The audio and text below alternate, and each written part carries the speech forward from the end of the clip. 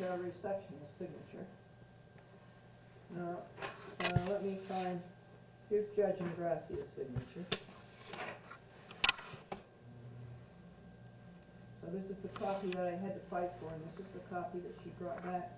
I said, I want a real copy. I said, how can I have a copy like that? And so she resisted that. I said, okay, I'll hold this up on television, and I'll say, this is the kind of work that comes from the administrative judge's office.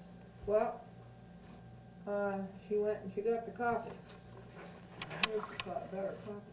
A little more presentable.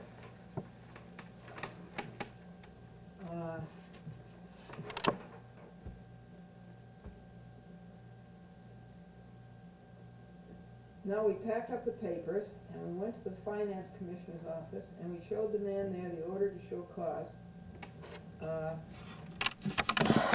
Just a second.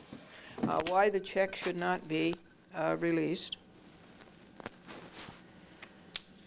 And he said that the check went out yesterday. Folks, all you need to get ripped off is a crooked landlord, a pro-landlord judge like Holden, an absentee judge like Ingracia, and a negligent clerk like the White Plains City Court that sends the order of release to the wrong address and delays the order 6 days in the post office. I don't live at 40 Longview Avenue, and there is filed 6 inches thick in the White Plains Court. And in that file, 100 times is my address, Box 532, Scarsdale, New York.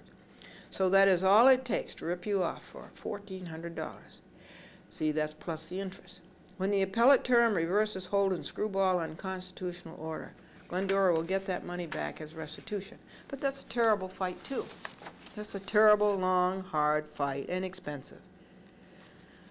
The time on Lydia today, 2 people, 6¼ hours. In the afternoon, Glendora had a trial with Judge Freya, a business martial arts institute of America on Court Street, next to Woolworths in White Plains, ordered an ad on WABC TV, and then they breached the contract. Glendora won the case and got a money judgment.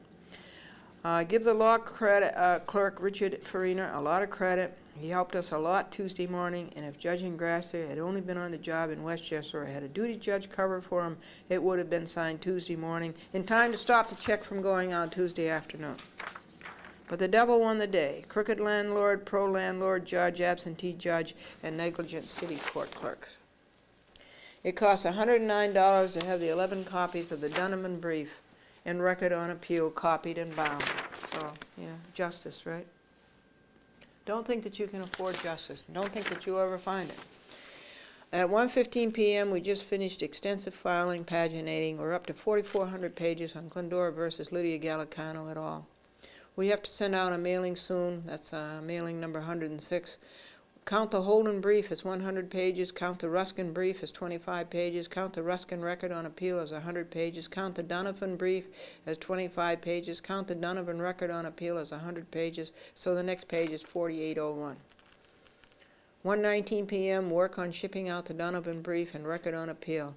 We marked the original brief, marked the original record on appeal. We copied the CPLR 5531 unattached. That doesn't mean that it's not married.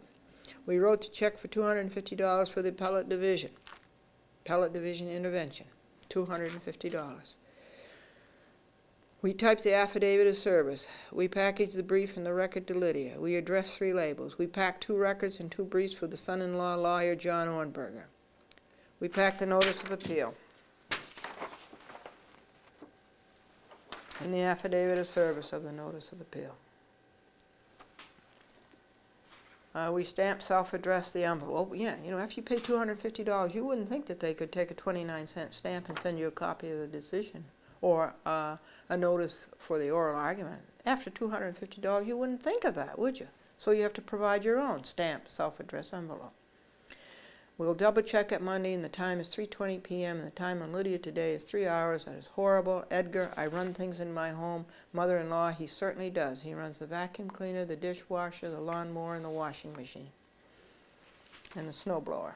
All right, let's see if it, oh yeah, okay. I just want to tell you about this that was in the newspaper, and it's about a man who got this piece of land,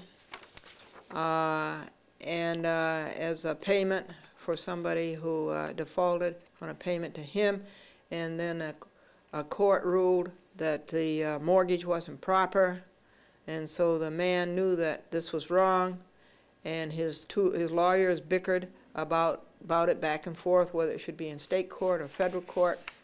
And they bickered so long that they let the time from taking notice of appeal go by. That's 30 days. This man's name is Saferstein. Norman Saferstein. And wouldn't you know that the Reporter-Dispatch wouldn't tell you the name of the liar? You know, a journalism 101 is who, when, what, where, and why. But reporters who work for Gannett just don't ever seem to learn that. And so he was out the $125,000 that the land was worth, but the appellate division, they're very strict about that. If you don't make the notice of appeal in 30 days, that's it. So they wouldn't do anything, and I don't know whether this man is suing his lawyer or what it is, but the man still wants to go before the appellate division. He says, I'm writing Mario Cuomo about it. This is ridiculous. Saferstein is considering a lawsuit against his attorney, but his battle with the court system has become a point of honor for him.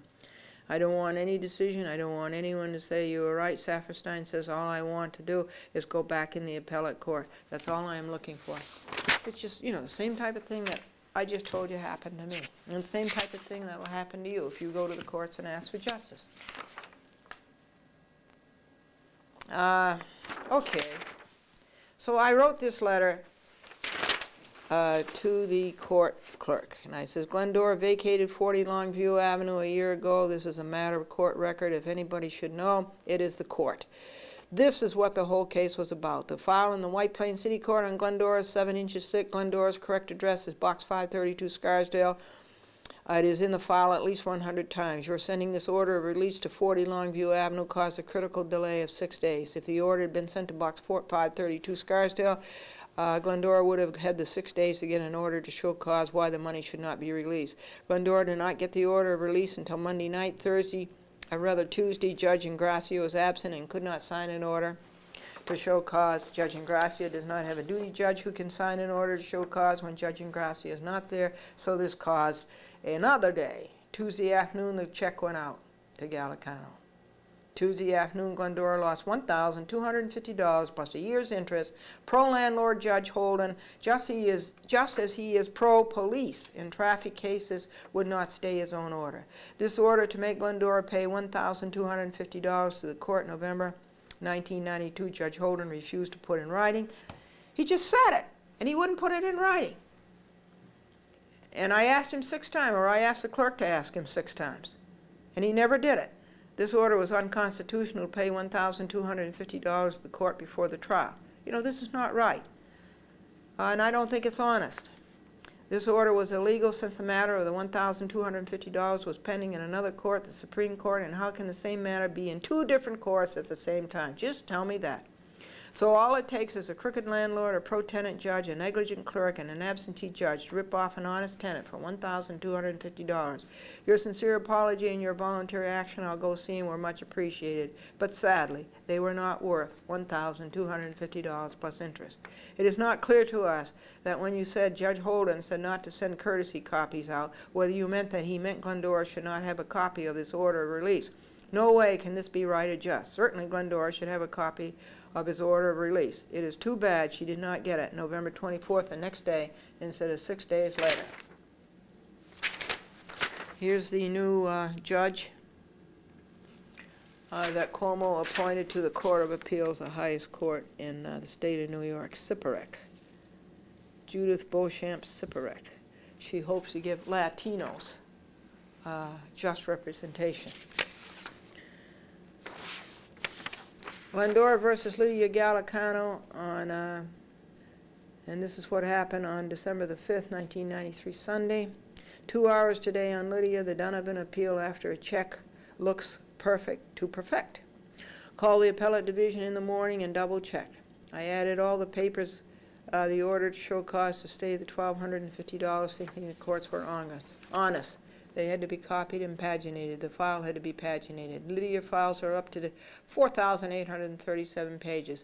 It will take an hour to videotape all this to be televised. The time on Lydia this week is 24.5 hours. All because of a liar, thief, and a cheat. Did you hear about the couple who got married so late in life that Medicare picked up 80% of the honeymoon? Here's the return receipt requested. John Ornberger to receive the order to show cause, but he got the check before he got this.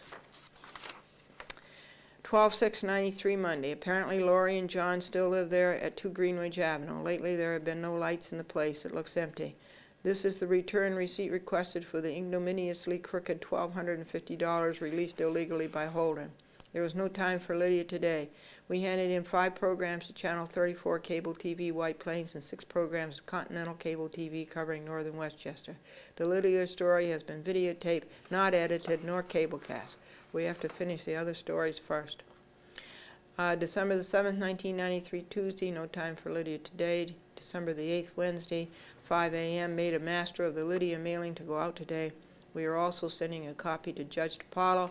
It is an atrocious record. The time on Lydia today will be 3 hours to copy, full stuff, seal, and post. Glendora also sent Judge Donovan a copy of her appellant's brief argument, what she said about his bad decision, and why does Bob play his wedding videotape backwards so he can see himself walk out of church a free man. And the mailing number 105. Glendora versus Lydia Gallicano et al.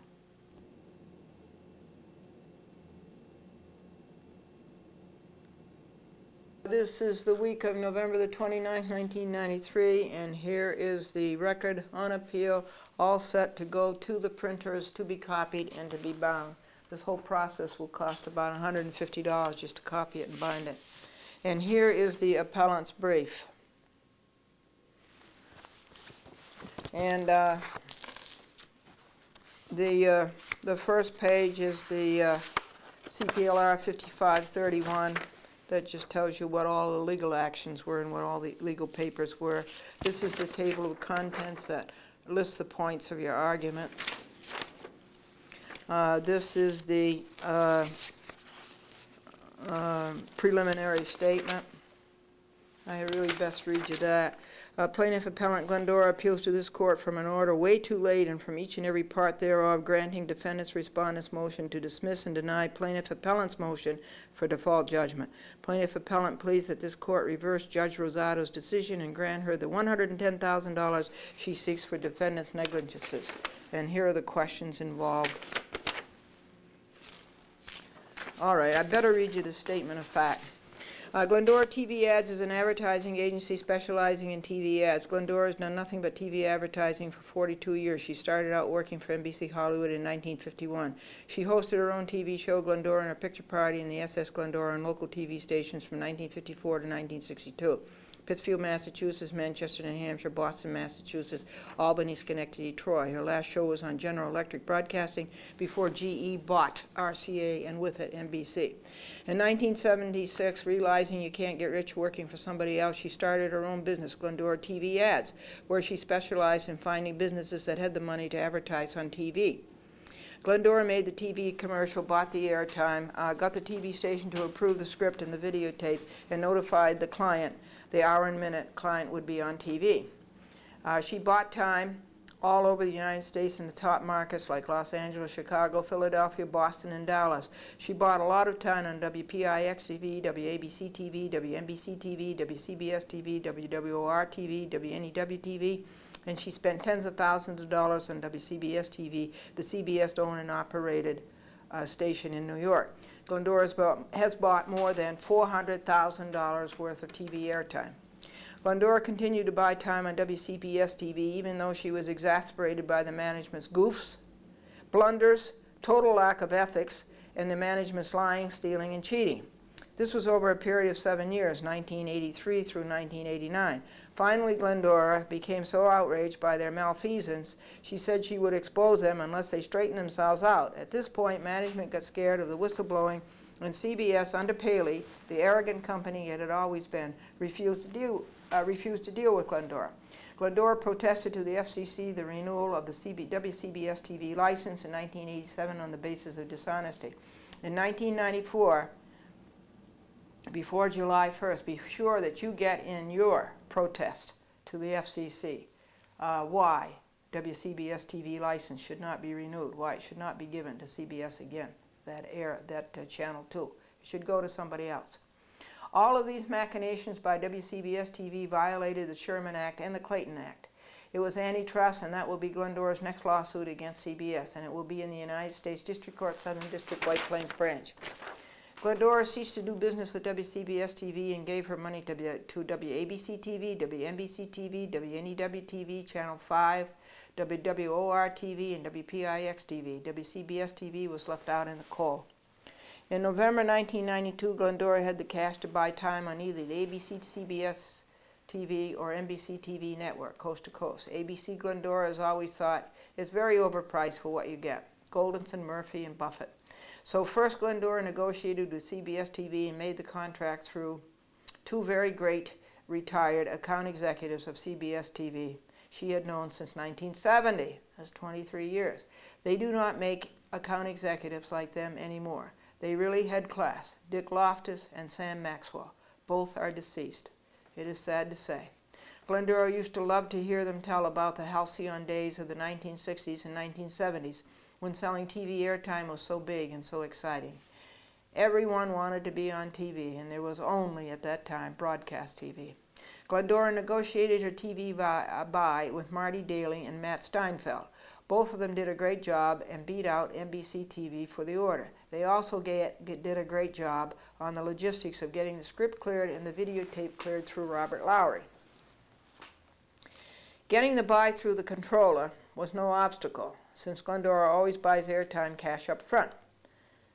It bothers her independence to owe anybody anything. The amount was about $25,500. In addition to the airtime, CBS charges a networking fee of $250 a spot just to put it on the network, which is a ripoff, along with their airtime prices. Further, the CBS TV network broadcasts these spots infallibly, and CBS TV traffic gave Glendora accurate times in advance. Sometime in March, Glendora had more cash to buy TV network time, and she started negotiating with the CBS TV network again. Marty Daly was never on the job, and Matt Steinfeld couldn't answer questions unless he talked to Marty Daly. Glendora made something like 25 telephone calls to catch these two. Their record of not being on the job was scandalous. Simultaneously, Glendora was negotiating with the NBC TV network. Steinfeld kept giving dumb questions to Glendora's questions. Yeah, he didn't know the price of the spots. He didn't know if the network was going to have the 10 a.m. time slot or whether it was going to go back to the local affiliates. He didn't know if Family Feud was going to be dropped. This is outrageous. Finally, Steinfeld said that continuity, that's the censors, said that they would not clear Glendora's commercial. Now, this is ridiculous. The commercial was cleared last December, just 4 months ago. Who said that? The vice president of that department. What is his name? Matthew Margot. Glendora called Matthew Margot, and like the rest of the cowards at CBS, he gave her the dodge. She must have called him 10 times. She left messages on his voicemail that she wanted to know what was going on. Matthew Margot never faced the music. He kept hiding. Finally, Glendora, around March the 24th, 1993, left a very stern and cogent message that she had a right to know what was going on, and it was about time they addressed the issue as professionals. On March the 25th, 1993, Thursday, 12:15 p.m., Glendora was talking to Cablevision about buying airtime in the Bronx and Brooklyn when Beth Bresson of CBS called Glendora. Glendora kept both the Cablevision line and the CBS Bresson line open. Both could hear each other. Cablevision, whatever happens, happens. Whichever way it goes, it goes. Telephone rings, Glendora. So all right. He just wants to know where you are. He wants to know where the numbers are. The telephone rings again. Good afternoon, 9495. Bresson. Hello, this is Beth Bresson from CBS. I believe you needed certain information about commercials we are checking. Glendora, you want to hold on, please? Okay, thanks. Cablevision, so I'll go meet him today. Bresson, you have me on the line, ma'am. Glendora, yes, I have you on the line, and you are going to stay on the line because I'm on another line. I'll be with you in 30 seconds. Bresson, that's fine, but I'm not interested in hearing a private conversation with somebody else, ma'am. Glendora, Now I'll talk to you on Friday. Cablevision, okay. Glendora, all right. You take care. Cablevision, goodbye. Glendora, now, what is your name? Bresson, Beth Bresson. Glendora, just a minute, please. You want to spell that? B-R-E-S-S-A-N. B-R-E-S-S-A-N. And what is your telephone number, please? 212-975, Bresson, 6453. Glendora, 6453. And what is your title? Vice President and Assistant to the President of the CBS Broadcast Group. Vice President and Assistant to the President of the CBS Broadcast Group. And who is that? Howard Stringer. President of the Broadcast Group, Howard Stringer. Now, what matters do you handle for Mr. Stringer? What matters?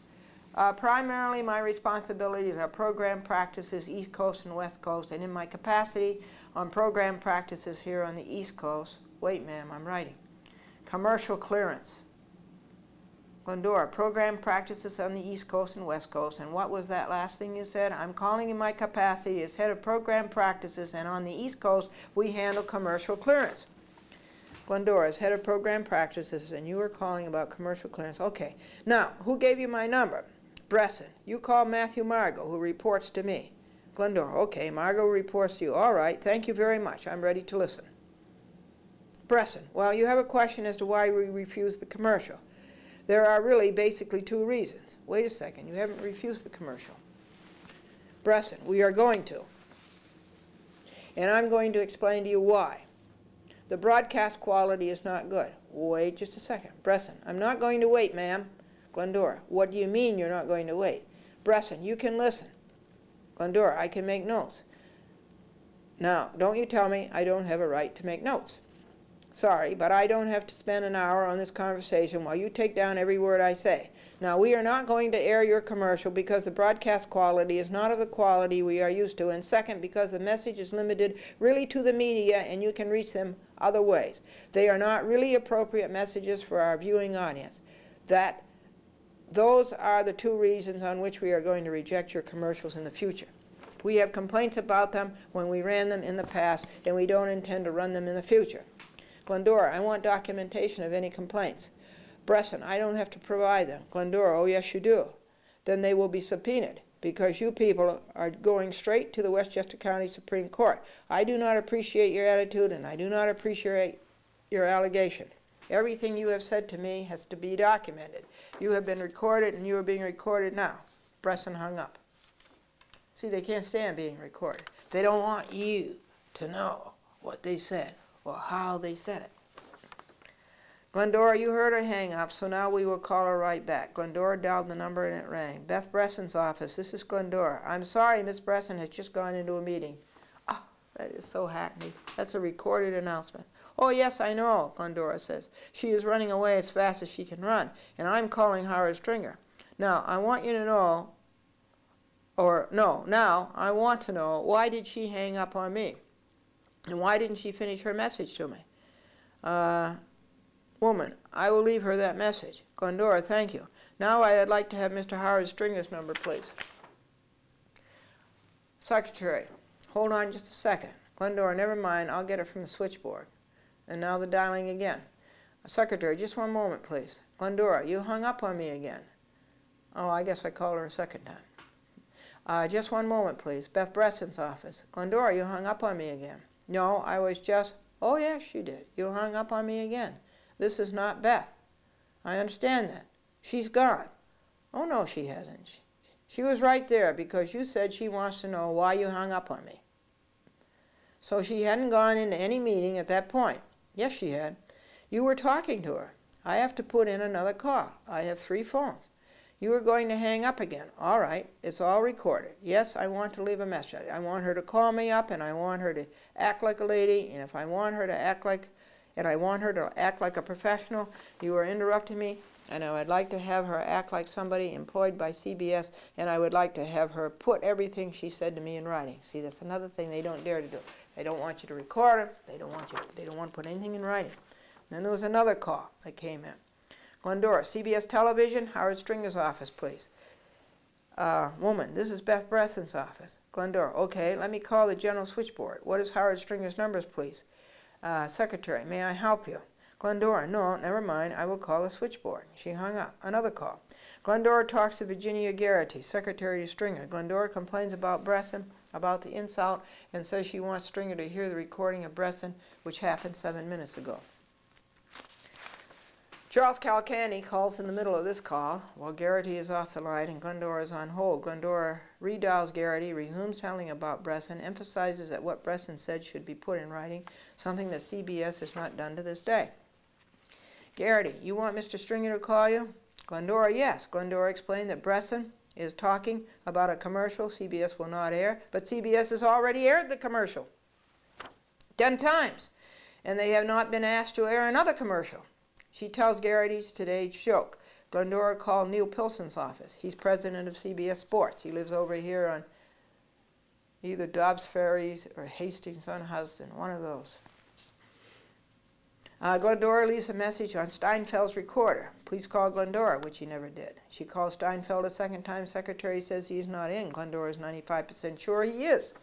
She asks that he call, but he never did. March the 26th, 1993. Glendora calls Stringer. Secretary says he is on the phone. Glendora tells of the bad verbal beating by Bresson. Secretary asks what about. Glendora is genuinely nonplussed as to what it is about. Nobody will give her the information. They keep running away. Glendora says this is leading to an action in the Westchester Supreme Court. The secretary says Stringer will call back, but it may take time, sir. Glendora, I'm a lady, not a sir. 35 days and Stringer has never called back, nor has anybody else. Glendora calls Lowry. They talk. Glendora is thinking of sending him a new tape, but does not mention it. He mentions nothing about the Bresson mess. Glendora tells Lowry that her jokes went on TV in England and later went on TV in Europe. Glendora tells Lowry that Sales does not know what programs will be on the air in July and August, so she cannot place an order.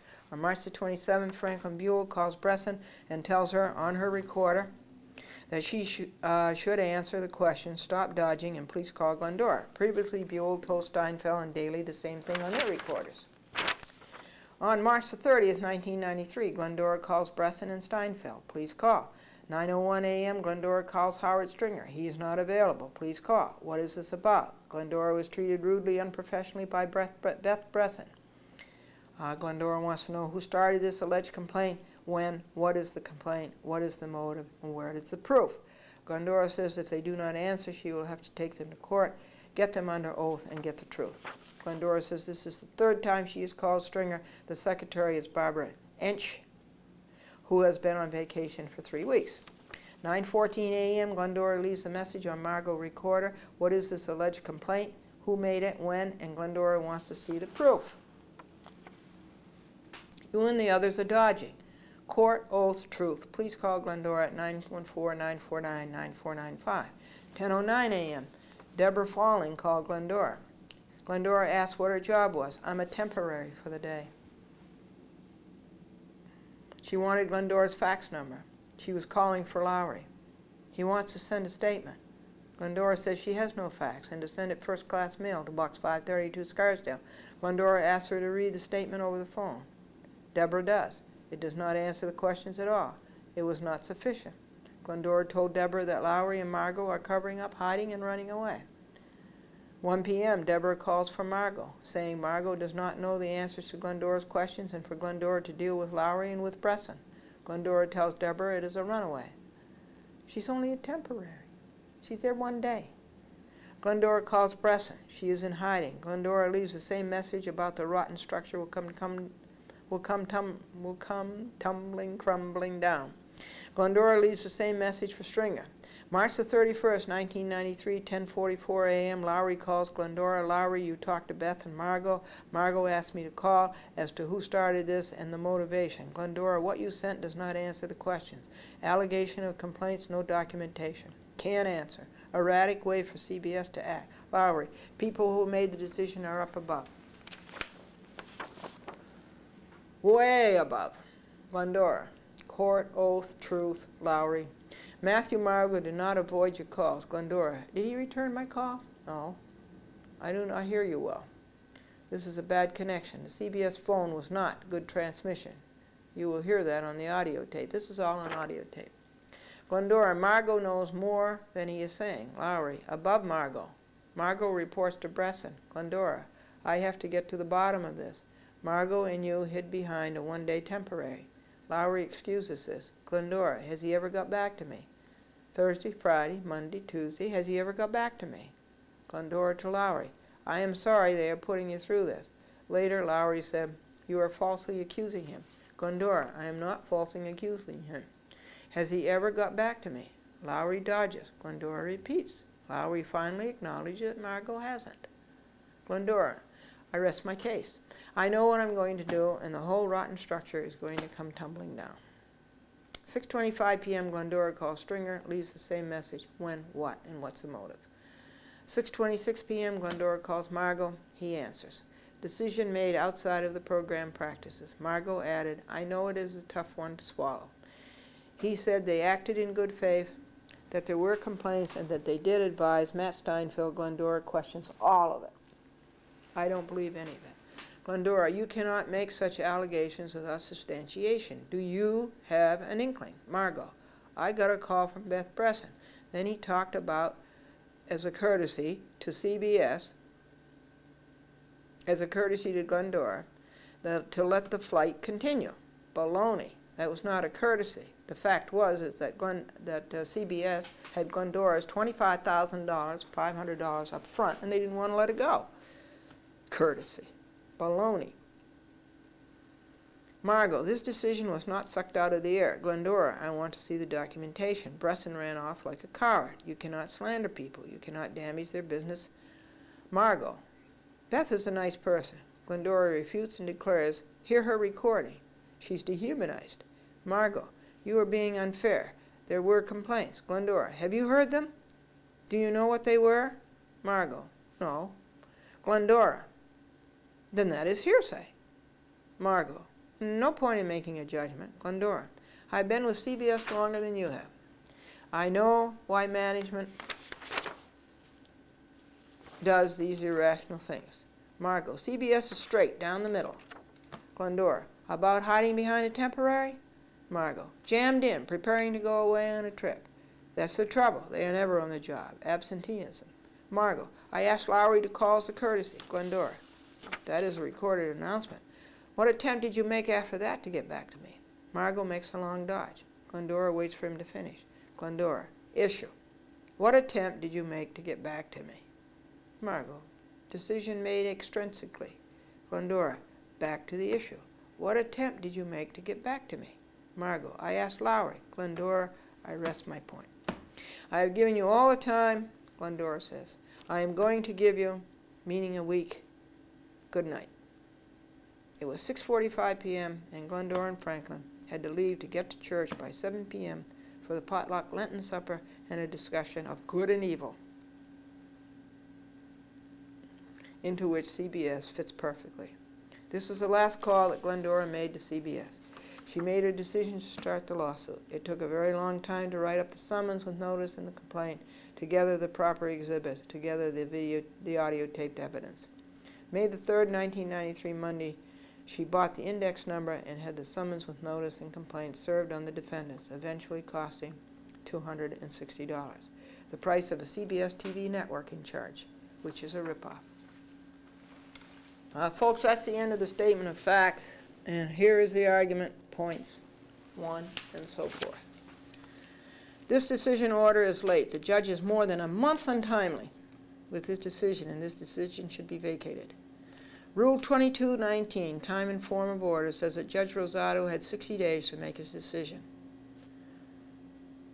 This decision in order by Peter Rosado is not legal. It is late. He had 60 days, August the 16th, 1993, to get his decision in. Instead, he was loafing. He did not get his decision in until September the 22nd, 1993. More than a month untimely. The law is the law. And here it is, Rule 2219, time and form of order.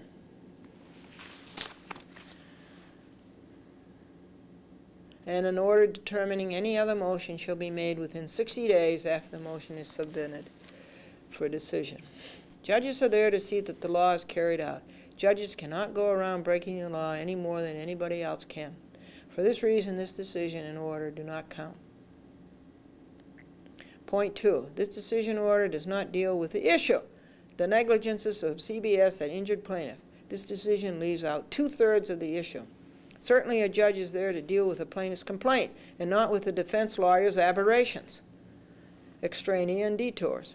Certainly a judge should read carefully a plaintiff's list of negligences and deal exclusively with those, even though deceitful defense lawyers try to distract the judge and lead him astray. Boy, do they.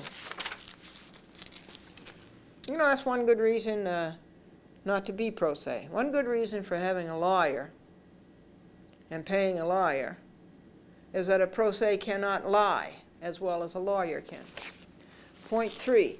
This decision order is not made on the merits of the case. Judge Rosado does not address nor discuss the merits of the case. Instead, he goes around and around the perimeter, never dealing with defendant's negligences and consequent personal injury to the plaintiff. If the plaintiff cannot get a judge to pay attention to her personal injury, whom can she get? Where else can she go? And what is wrong with our justice system if a judge cannot address personal injury? Point 4. Glendora was denied her constitutional right to a fair and impartial tribunal. Judge Rosado and his law clerk had already made up their minds CBS was going to win. Judge and law clerk rule in favor of the big guy, the lawyer, the rich, the powerful. Just read their decision and it is obvious that it happened this way. Point 5. Defendants had no meritorious defense, but Judge Rosado ignored this. Nowhere do defendants deal with their negligence. Nowhere do they get to the bottom of this matter. Nowhere do they face their arrogance, their running away, their hiding, their refusal to consider a new commercial, their advertising their radio ads for sale on their own radio station, WCBS AM, and their advertising their own TV ads for sale on WCBS TV. Now, one of the reasons that Bresson gave was that this was not a proper medium to advertise the media. And yet WCBS TV for years had an ad on Channel 2, advertised on WCBS TV. And to this day, and for years, WCBS AM has an ad on radio, advertised on WCBS radio. CBS does not have to worry about breaking the laws nor about being afraid of lawsuits in the courts because the courts are afraid of CBS. CBS doesn't care. Bring as many lawsuits as you want against CBS. They'll know they win because the courts are afraid of them. A lawsuit does not bother CBS. They know the courts are afraid of CBS. They know CBS will win. They have the money, they have the airtime, they have the audience, they have the influence. The political bosses wouldn't dare let a decision go up against CBS. Point 7. The facts are against CBS and the law is against CBS, but the judge is for CBS. Nowhere do defendants deal with a specific charge of negligences. Plaintiff has the whole chronology on audio tape submitted to the court as evidence. Again, the facts and the law are being swept under the rug to give the judge a way out to rule in favor of CBS. Point 8. The issue was not the FCC. The issue was not the public airwaves. The issue was negligence. To bring in the FCC and the public airwaves is no more than a device, a smoke screen to dirty the air and distract the judge. The issue is negligences. Neither the CBS defense nor the judge deals with this issue, negligences. Point 9, the issue is not slander, the issue is negligence. But Judge Rosado is led by the nose by a deceitful CBS. Slander is another obfuscation. These people should be ashamed of the obvious, puerile attempts to becloud and distract, as should the judge to be beclouded and distracted. Point 10. Defendants don't have a duty of care after Glendora has paid them $25,000 cash. Defendants have a duty of care. You don't take a person's $25,000 and run away in negligences. If it were wrong to take the $25,000 in March of 1993, then it was wrong to take the $25,000 in December of 1992. Either way, the defendants were negligent. Either they were negligent in March 1993 or negligent in December 1992. It doesn't matter in which month they were negligent. What matters is that they were negligent. But Judge Rosado is not concerned with the merits of the case. Point 11. Judge Rosado on page 2, line 13 of his decision brushes over the gravamen of the whole case, negligences. Judge Rosado, that is his law clerk, judges have nothing to do or nothing to say in these matters, writes that the plaintiff alleges that the defendants were negligent in various ways. 33 ways to be specific. In various ways is such a poor handling of the matter. Point 12. Freedom from mental disturbance is a protected interest. Judge Rosado should know that, and that damages may be recovered on cause of action for same. New York State adheres to the majority rule, which expressly recognizes the existence of an independent tort of intentional infliction of emotional distress. The CBS infliction of emotional distress upon plaintiff appellant was intentional and further was malicious. Somebody had it in for Glendora, and that accounts for all the hiding, cover-up, and running away. Glendora should have recovered for the damage done her by this intentional infliction of emotional distress without proof of the breach or any other duty other than the duty of CBS to refrain from inflicting emotional distress. The CBS conduct was extreme and outrageous and was reckless and is liable for infliction of emotional distress. The CBS conduct went beyond all possible bounds of decency, was atrocious, and is utterly intolerable in a civilized community. Point 13. Judge Rosado brushes off negligence and follows the CBS lawyers down a deceitful detour of breach of contract when plaintiff never even mentioned breach of contract. Why do judges and law clerks put such trash in public?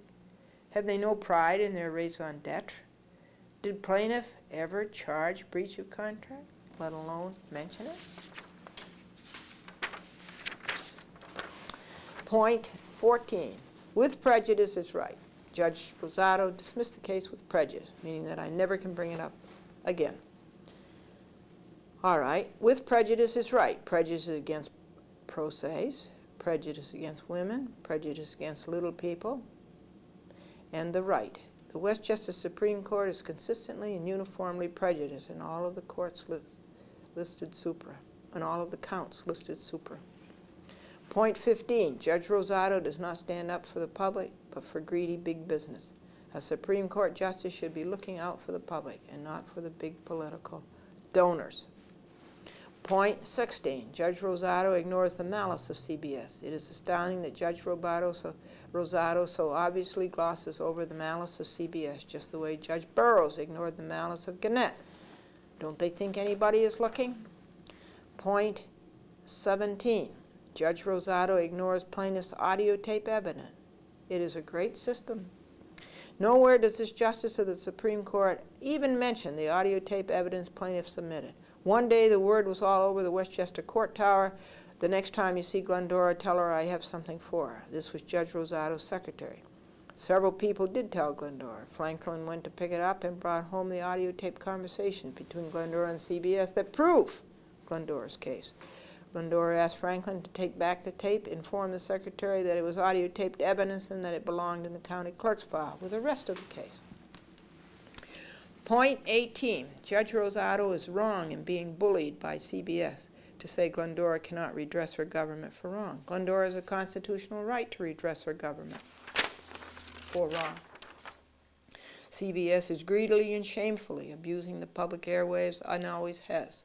Glendora, and will say so February the 1st, 1994, to the FCC when WCBS TV tries again to renew its license. I'm all ready for that. On February 1st, I have my paper all ready to go to the FCC to deny their license. Conclusion, this brief is too long. Plaintiff likes briefs. A brief to be immortal does not have to be eternal. The mind cannot absorb more than the seat can endure.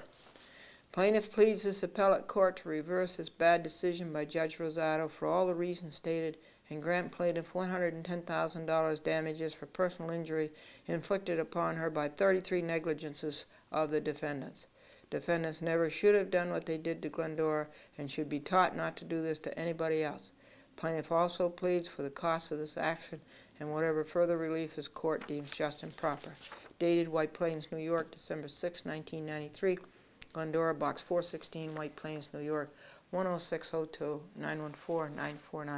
914-949-9495. So it's all ready to go out. It's going to have to go out around about December 17th. So first you take it down and get it copied. That's Glendora versus CBS, the week of November 29, 1993.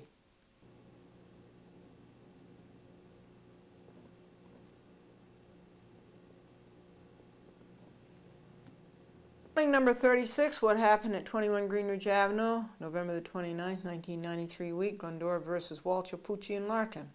37 people have told us they saw us on Eyewitness News about these bad neighbors. Yesterday, the wall, what happened log was videotaped for television, number 35. A year ago tomorrow, we moved into here on Monday. It was nice then. It is nice now, with the exception you all know. Glendora and Franklin were in Yonkers small claims, fighting for $500 breach of contract by a man who ordered a TV package and then breached. He ordered this package on WABC TV. New neighbors moved into 1A and new neighbors moved into 3C above the Larkins. November the 30th, 1993, Tuesday, we tried to find Judge Ingrassia to sign an order to show cause. He was in Michaiel. Then we tried to get a White Plains judge to stay his own order. Then we went to Cable TV White Plains, Cable TV Mamaroneck, TCI, Cable TV Harrison, Cablevision, and Cablevision Connecticut. Then Glendora went looking for new pants for Franklin. We were not home much. December, welcome December 1993. Wednesday the 1st, defendants have not yet got their answer in. We finally got Judge Ingrassia to sign the order to show cause. Then we went looking again for new pants for Franklin. We bought him about 6 pairs. They look nice. At 3:30 to 6 p.m., 6:30 p.m. we were in White Plains Small Claims Court for another business that ordered a TV package on WABC TV and breached. The judge ruled in our favor and gave us a judgment against the defendants. Officer Fisher was the court officer. Defendants Walsh, Pucci, and Larkin have not answered. They have just one more day. December the 2nd, 1993, Thursday, we made an oral demand for payment from the defendant in the White Plains breach of contract case. He chose not to pay. Now we have to get a transcript of the judgment, take it to the county clerk, get an execution, give it to the sheriff, and then the sheriff collects it. And the judgment debtor ends up paying sheriff's poundage fees and all the other fees. Why don't people learn the law and stop breaking the law? We had 11 copies made of the briefs and records on appeal for a previous landlord case, and that cost $110. We did some law research at the Pace Law Library. Glendora edited for 5 hours. The wall editings are all up to date. Chapter 16, what happened November 22nd week, a chat with Glendora, program number 1346. Number 1347. I'm celebrating my 20th year in public access. 20 years. I started in 1973. Walsh, Pucci, Larkin, Chapter 17 is done. The editing of what happened in May. Program number 1348, Wall Chapter 18 is done. More of May, 1349. Wall Chapter 19 is done, I think. Chapter 19, start of the June, what happened logs. These are on 8mm videotape 3D and have been dubbed to 3/4 inch for cable casting. Wall was on TV this morning in Manhattan. Some people called up about it. The time on Walsh, Pucci, and Larkin was 2 hours.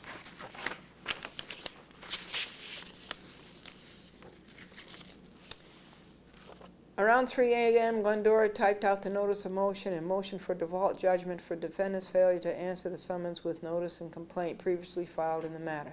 The affidavit of service typed, the master copies made for the clerk, the judge, and the defendants, the envelopes ready for both affixing and first-class mail. Then Glendora did this log for the whole week. She had no time to do it earlier. The time on Wall today is 3 hours so far. The motion for default judgment is ready to be notarized.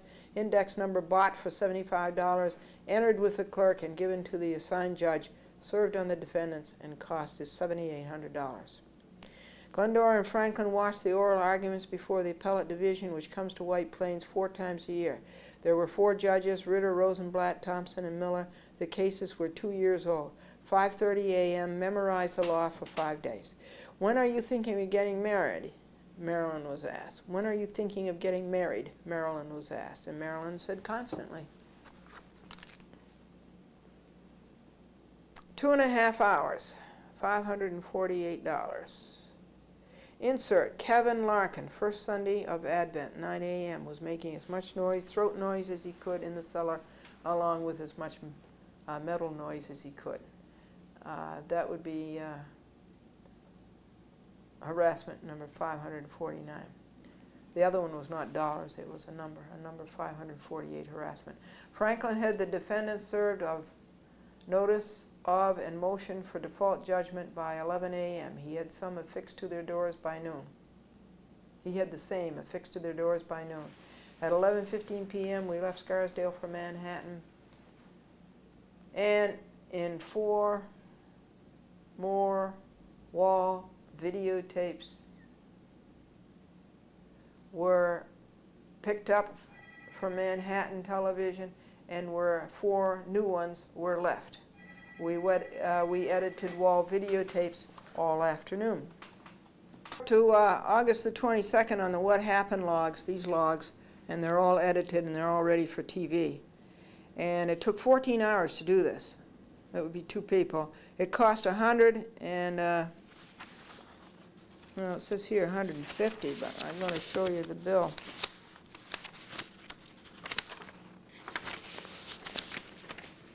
Is that what it says? 150?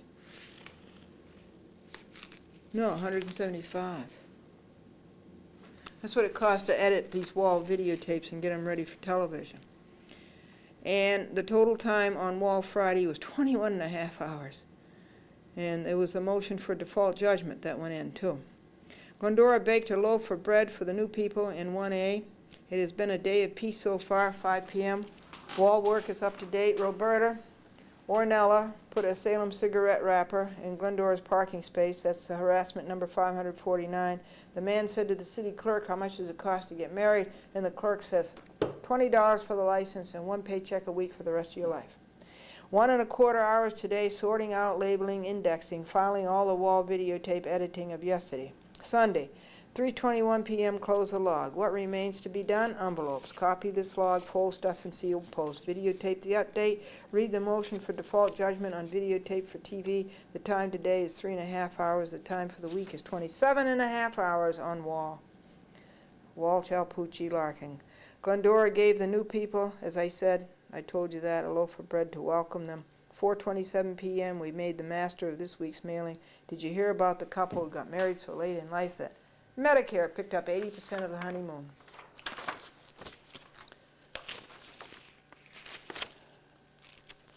Now this log went out to these people. Here is the $75 I had to pay the Westchester County Clerk to request a judge for this wall lawsuit. And I'm just going to read you the notice of motion. Please take notice that the plaintiff will move this court at the courthouse, 111 Grove Street, White Plains, New York, 10601, on the 14th day of December, 1993. At 9:30 a.m. of that day or as soon thereafter as plaintiff can be heard for an order for a default judgment for defendant's failure to answer the summons and complaint previously filed in this matter and or for summary judgment and for such other and further relief as this court may deem just and proper. White Plains, New York, December 3rd, 93, Box 416, White Plains, New York. The defendants are Daniel Walsh, Roberta Walsh, James Walsh, Nella Alpucci, Theo Alpucci, Andrew Larkin, and Kevin Larkin. And here's the motion for default judgment, and this is the affidavit. Glendora, being duly sworn, deposes and says that my reason for motioning this court for default judgment for defendant's failure to answer the summons and complaint previously filed in this matter and or for summary judgment follow. Defendants were served personally the summons with notice on Veterans Day, November the 11th, 1993, as the affixed affidavits of service testify. Theo Alpucci was personally served November the 12th, 1993. The answer due in the plaintiff's hands December the 2nd, 1993, 20 days later, was never served. Plaintiff received no answer from the defendants. The defendants did not make the 20-day appearance stated in the plaintiff's summons with notice. Further, at this time, the defendants have not cured the complaints have not communicated with the plaintiff about these complaints. And for every reason, pages 2 through 140 of plaintiff's complaint dated November the 8th, 1993. Accordingly, the above paragraphs 1 to 4 state a cause of action, and as a matter of law, plaintiff should be granted her motion for a default judgment for defendant's failure to answer the summons and complaint previously filed in this matter and or, in the alternative, for summary judgment and the fees and costs of this action. Dated White Plains, New York, December 3rd, 1993, Glendora. subscribed and sworn to before me this 3rd day of December, Francis Harrisinger. And there is the affidavit of service. And now this motion for default judgment was served on the plaintiffs by affixing it to their doors, 7 defendants, and also by sending it by first-class mail. That's what the CPLR says you have to do. And that's what happened on Glendora versus Walsh, Alpucci, and Larkin on the week of November the 29th, 1993. And keeps the courage flaming. And one fast joke. Did you hear about the woman who got married 4 times? The first time she married a banker. First time she married a banker. The second time she married an actor. The third time she married a minister. And the 4th time she married an undertaker. So, that's 1 for the money, 2 for the show, 3 to get ready, and 4 to go.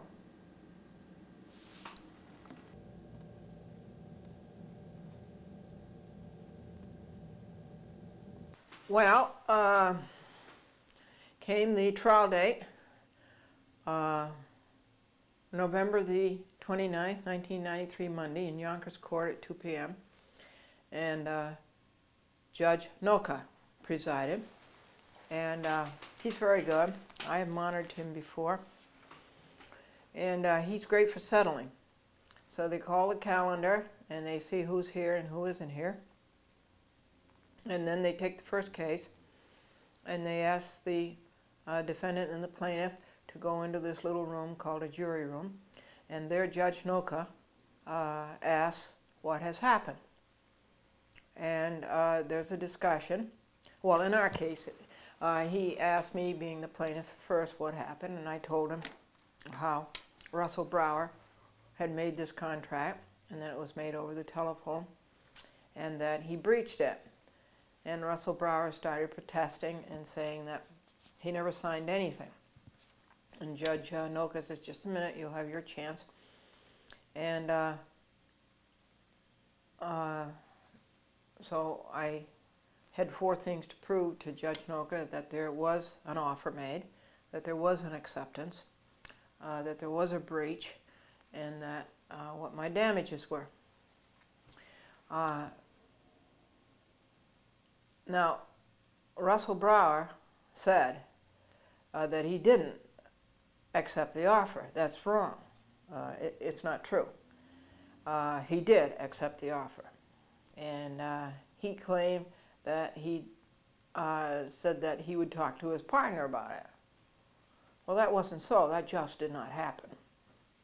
My own feeling is that after he said yes, they found out they didn't have the money. You know, that's happened over again. In 42 years, I've seen that happen hundreds of times. So, Judge Noka asked the defendant, Russell Brower, who had his partner with him, a fellow named Shapiro, to go out. And then Judge Noka talked to me, and he says, you're not going to get $500. He says, you're only going to get your reasonable profit. So immediately I told him what the reasonable profit was that for $500, the airtime cost $100, and it was commissionable to me for $85, and it cost me $100 to make the commercial down in Manhattan. So that left me with $315. And I was cooperative, and I said to Judge Noka that I would be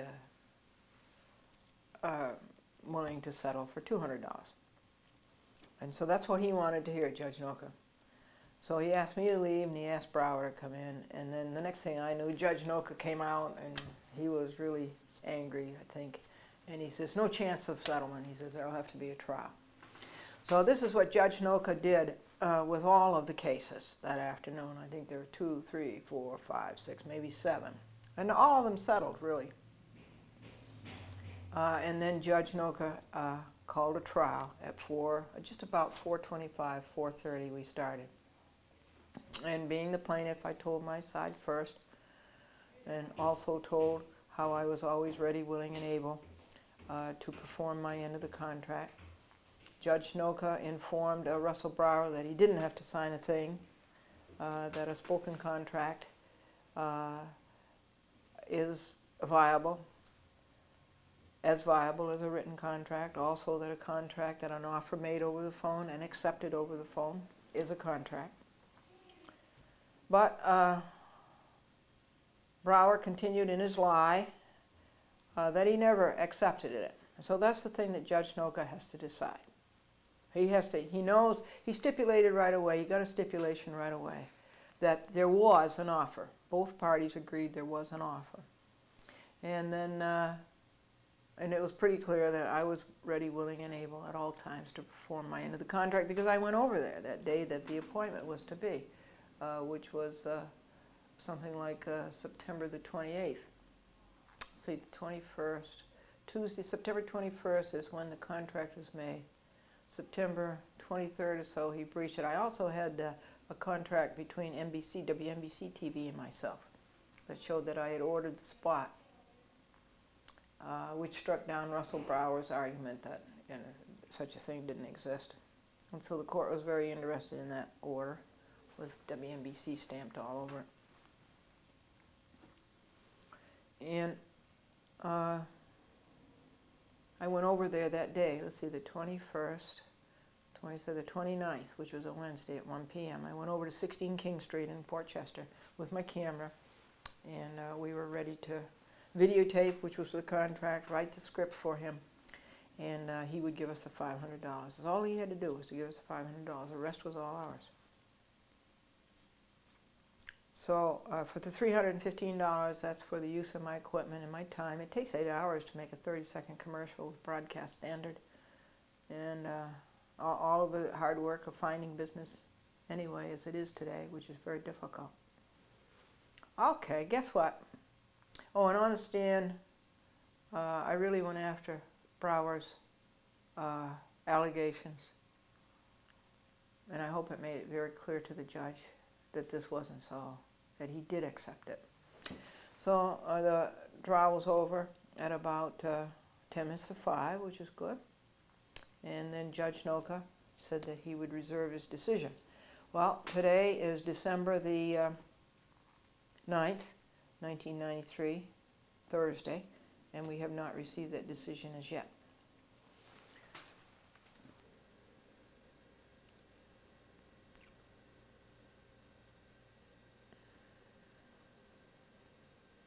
Trial for the Glendora versus Martial Arts Institute of America karate place down on Court Street in White Plains next to Woolworths. That trial was scheduled for December the 1st, Wednesday. The small claims court begins at 3:30.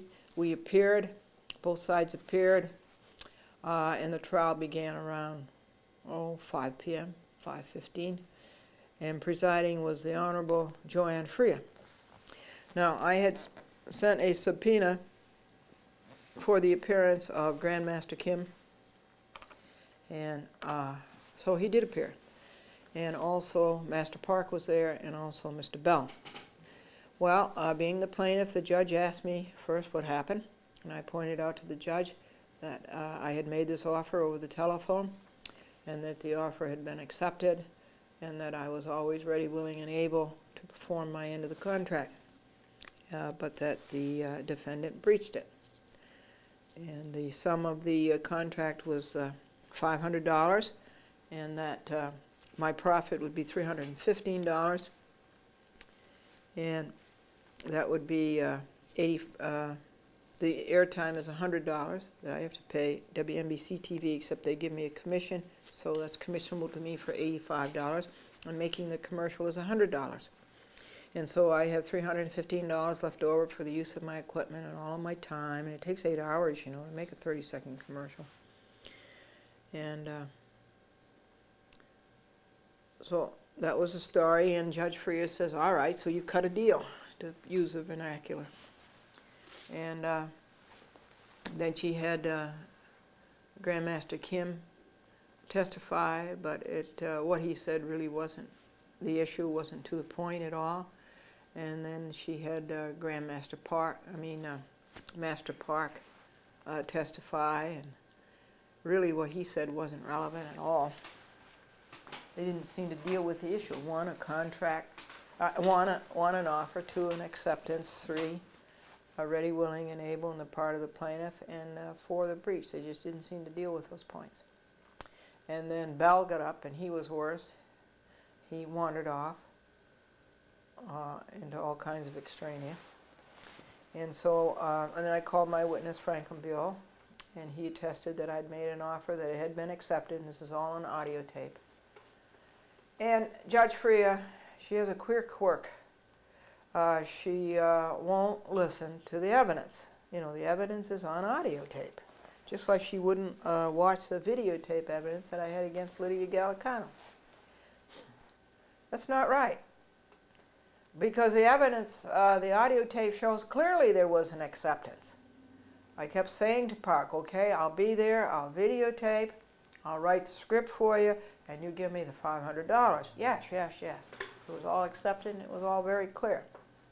Then they got up on the witness stand and did what they shouldn't have done. Well, so I called Franklin Buell, and he attested to all four of these things, an offer, an acceptance, and readiness to do the job on the part of the plaintiff, and a breach. Well, Joanne Freya truncated my witness's testimony. And then I called Master Park to the stand, the witness stand, and I said, did Glendora make you an offer? Well, it's clear on the tape. And he did, and he knows he did. But he fudged, and I said, did you accept? And he fudged again, and I said, was I always ready, willing, and able to do this? And then I think Judge Freya cut short my cross-exam, and then she wanted to go on. She says, I've made my decision. I said, wait a second, don't I get a chance for a closing statement? Well, she's really very good. She conducts a good court. She certainly has a lot of style. But she right then and there did not reserve. She made her decision. And she says, clearly there was an offer. She said she couldn't figure out whether there was an acceptance. Well, she could have if she listened to the evidence. And then she said, but there was some kind of a reliance. That's the word that I've heard before, a reliance. Something happened and Glendora was relying on you. And there definitely was an appointment for May the 21st at 3 p.m. She said, so I am going to rule in the favor of Glendora. And with the amount of $105, which was 1/3 of my profit of $315, or they call it profit, but it's money that you really work for and give your equipment for. And so that's the way it turned out. Now, we made 2 or 3 demands on Grandmaster Kim to make the payment of $105. But he said that he wanted to see the script. Well, the judgment didn't say that. You know, the judgment just said it's a judgment for $105. You know, there's no strings attached to it. So at the moment, he's not paying. So what we have to do, folks, and what you'll have to do, is that you get a transcript of the judgment that's signed by the judge. Okay, and if they don't pay, you not only have to pay the $105, you have to pay the $5 it cost me to file the suit, the filing fee. And then you take it over to the county clerk, and you pay the county clerk $10 to get it registered, the transcript of judgment. And then you pay the county clerk $5 for an execution fee. Then you run downstairs to the 2nd floor, and you go to the sheriff, and you give him all these things, and then the sheriff collects it. Well, then Kim is going to end up paying not only the $105 and the $5 for the filing fee for the small claims action, but he's also going to pay for that transcript. He's also going to pay for that $10. He's also going to pay the $5 for the execution fee. And in addition to that, he has to pay the poundage fees that the sheriff is going to charge him. I think that's something like $10.52 in White Plains. So that's where things stand on the week of November the 29th on Glendora versus the Martial Arts Institute of America.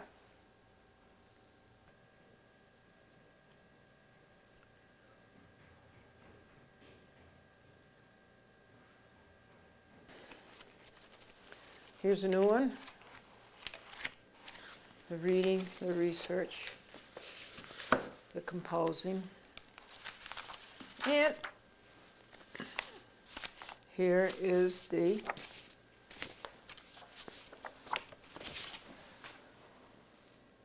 summons with notice. United States District Court, Southern District of New York, Glendora plaintiff versus Cablevision Systems Corporation. Charles F. Dolan, William J. Bell, Mark A. Lusgarten, Francis F. Randolph Jr., John Tata, James A. Colfault, Joseph Asnara, Thomas Garger, and William Quinn. Summons with notice. Summons in a civil action. And complaint. The case number is 93 Civ 8344. The judge is Bryant. It is 2, and it says see the rider. And that's not a truck for rent. This is the rider. These are the people to whom it went. Their names you just heard and their addresses. And you are hereby summoned and required to file with the clerk of this court and serve upon Glendora, Box 416, White Plains, New York, 10602, 914-949-9495. An answer to the complaint, which is herewith served upon you within 20 days after service of this summons upon you, exclusive of the day of service. If you fail to do so, judgment by default will be taken against you for the relief demanded in the complaint. James N. Parkinson and James G.A.L. Deputy Clerk. And can you see the stamp? See, this is one of those embossed stamps. And this too is embossed with the seal of the United States of America. And here's a caption, the same people, same plaintiff, and it begins. Complaint in federal court, complaint in motion for temporary restraining order and preliminary injunction, right of free speech. Title 42, United States Code, Section 1983. Title 28, United States Code, Sections 11331A and 1343. Plaintiff Glendora is an individual producing and hosting cable TV programs that relate acts done by community businesses and institutions that are wrong and that injure citizens. Glendora reads to her television viewers the legal papers and letters and tells each week what happens in these matters. She simply exposes the public record to cable TV viewers. Plaintiff is a citizen and resident of the state of New York, County of Westchester, City of White Plains. Plaintiff has been a public access producer of cable TV shows since 1972. I'm now celebrating my 20th anniversary in public access.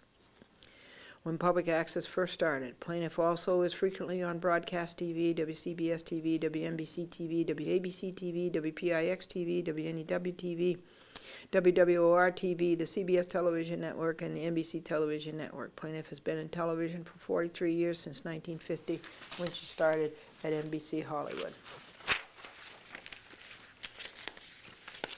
Defendants are citizens and residents of Nassau County and/or Suffolk County, State of New York, various towns of Long Island. They are all employees of Cablevision Systems Corporation. Cablevision Systems Corporation is a corporation organized and existing by virtue of the laws of the State of New York, with its principal place of business located at 1 Meteor Crossways, Woodbury, New York, 11796, 516-364-8450. And is engaged in the business of cable television services and cable television programming. Jurisdiction of this action is founded upon Title 42 United States Code, Section 1983, and upon the First and 14th Amendments to the Constitution of the United States. This is a class action brought by plaintiff on her own behalf and on behalf of all other persons similarly situated pursuant to Rule 23 of the Federal Rules of Civil Procedure. The class represented by plaintiff consists of all public access producers who reside within the United States. There are questions of law and fact common to the class. The claim of plaintiff will fairly and adequately protect the interests of the class.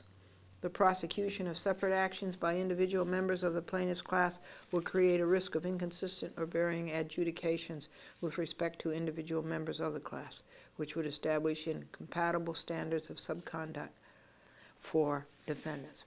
The defendant has acted on grounds generally applicable to the class, thereby making appropriate final injunctive and declaratory relief with respect to the class as a whole. Questions of law and fact common to the class predominate over any questions affecting only individual members, and a class action is superior to other available methods for the fair and efficient adjudication of the controversy. The plaintiff videotaped a record of lying, stealing, and cheating by a home improvement contractor named Scott Lord in Nassau County from September the 8th, 1986 to the present. Plaintiff simply reported what happened and read the public record on this individual. More than 30 judgments listed in the Nassau County Clerk's Office. More than 30 customer complaints listed in the Nassau County Department of Consumer Affairs. More than a dozen fraudulent actions brought against him in the Nassau County District Attorney's Office. More than 30 actions brought against him in the Nassau County Sheriff's Office. Other cases against him in the Nassau County District Court, both civil and criminal. More than 30 actions against him by the Parking Violations Bureaus of New York City and of other New York municipalities. Warrants against him by the State of New York Employee Insurance Fund, Department of Labor, and Department of Taxation and Finance. Said offender Scott Lord lost his home improvement license, underground lawn sprinklers, issued by Nassau County Consumer Affairs on or about 1987, was arrested for violation of Local Law 6, operation of a home improvement business without a license, paid a $300 fine, and was on probation for 3 years. Said lawbreaker Scott Lord ripped off plaintiff Glendora for $2,500 by contracting with Glendora TV ads for 10 30-second commercials on WCBS TV Channel 2, including airtime and making the commercial. His check bounced. Glendora sued him in Westchester County Supreme Court. Scott Lord did not show, and Glendora won a judgment against him for $2,000 by default. But Scott Lord never paid in $2,800, excuse me. In 1988, he agreed through Consumer Affairs to pay Glendora $4,300, but he reneged on this. In 1989, Lord's lawyers signed a stipulation with the Nassau County attorney to pay Glendora $4,300 on January 31st, 1990. Instead, on that date, Scott Lord took his company, Atlantis Lawn Sprinklers Incorporated, into bankruptcy. Back-to-back on that same day, he took another company of his, Atlantic Plumbing Incorporated, into bankruptcy. Both of these were Chapter 7. In addition, Scott Lord and his wife, Ariella, had a third bankruptcy, Chapter 13, in 1985. The Lord's bankruptcy lawyer was Dorothy Eisenberg, whom the bankrupts refused to pay $7,000 legal fees. The same Dorothy Eisenberg is now a bankruptcy judge in Westbury, the Eastern District of the United States Bankruptcy Court. Apparently, Scott Lord schemed that if he went bankrupt, he would rid himself of creditors and judgments and thereby could get a license from Consumer Affairs. Well, Consumer Affairs declined. Glendora pointed out to the bankruptcy court several frauds in Scott Lord's petitions. Glendora asked, how can Scott Lord bankrupt a company he doesn't own? Whereupon, Glendora presented to the bankruptcy court an agreement between Scott Lord and Tri-State Irrigation, owned by Jeffrey Barnes and Jan Stahl, where the latter bought Atlantis Lawn Sprinkler Incorporated from Scott Lord. As panel trustee Richard O'Connell pointed out to Glendora, Scott Lord sold the assets of Atlantis to Barnes and Stahl. However, this was done on the eve of the bankruptcy, less than 1 year before Scott Lord took Atlantis bankrupt. These assets therefore rightfully belonged to the bankruptcy estate, that is, to the creditors. Consequently, Scott Lord, Jan Stahl, and Jeffrey Barnes committed fraudulent conveyances.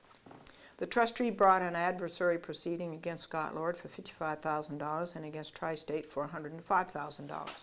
When the trustee found out that these amounts were not collectible, he got judgments against Tri-State for $5,000 and against Scott Lord for $12,200. Glendora was agonized by the negligence of the bankruptcy court and on March 30th, 1993, brought suit in Westchester County Supreme Court against bankruptcy Judge Robert John Hall, his boss, Judge Conrad Dubestein, the United States Attorney Andrew Maloney, the United States Trustees Harold Jones, the Assistant U.S. Trustees Neil Mann and Teresa Kavanaugh, the U.S. Marshal Joseph Derby, Scott Lord, Jan Stahl, and Jeffrey Barnes. This became a very involved case and is going on at this date. Stahl and Barnes paid the $5,000. It is sitting in the creditor's bank account. Scott Lord was allowed to pay in installments. He made his payments up to June, then defaulted, was fined $2,000, made the next few payments, defaulted on the last one, but then made it good. He paid the estate $14,200. The trustee got 67 cents on the dollar. Glendora's claim is $4,600, resulting in a payment of approximately $3,100 on or about April the 1st, 1994. If Glendora had not watchdogged this bankruptcy, it would have gone right through, as do hundreds of bankruptcies per week. In Scott Lord's own words, the bankruptcy backfired. Scott Lord continues his defiance of Local Law 6 by presently operating underground lawn sprinkler business, Forever Green, Atlantis Lawn Sprinkler Group at 13 Center Street, right under the nose of the Hempstead District Court. For a year, the Office of Consumer Affairs, although informed by Glendora several times, has done nothing about this. This and more is what Glendora reported on videotape and had cablecast on our TV program, A Chat with Glendora. The Scott Lord story with narrative, with reading of the public record from the county clerk, sheriff, district attorney et al., with reading of the legal papers, was cablecast in Manhattan on Time Warner and in Westchester on TCI, the country's largest cable TV company. Glendora arranged for same to be cablecast in Long Island, Nassau County on Cablevision. Surely this was a Nassau County story of intense interest to residents of Nassau, to the government agencies of same, and to consumers. 6 half-hour programs were cablecast, one each Friday at 10 p.m. on Channel 25 from September the 25th to November the 5th. The arrangements were made through the program manager, Thomas Garger, in Hicksville. On November the 12th, 1993, at 4:50 p.m., Thomas Garger called Glendora and the following conversation ensued. This conversation was audio taped.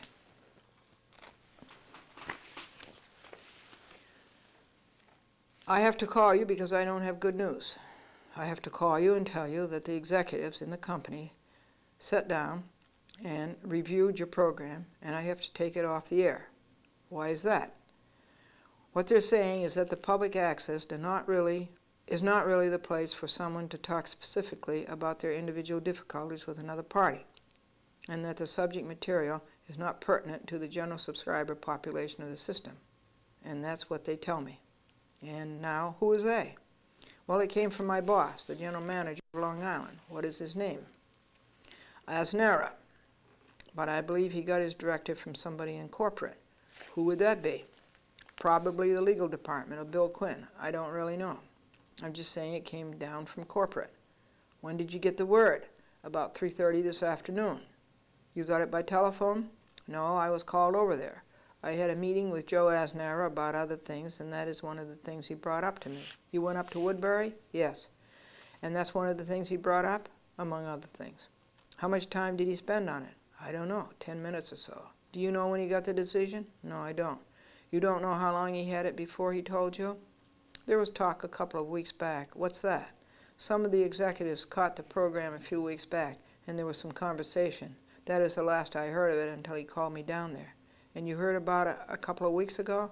Yes, 3rd or 4th show. Well, what are they going to do? They just told me not to air the show starting tonight.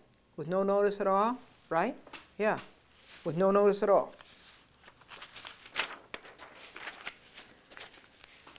He told you that today at 3:30, 6.5 hours before? Well, it might have been around 1:30 or so.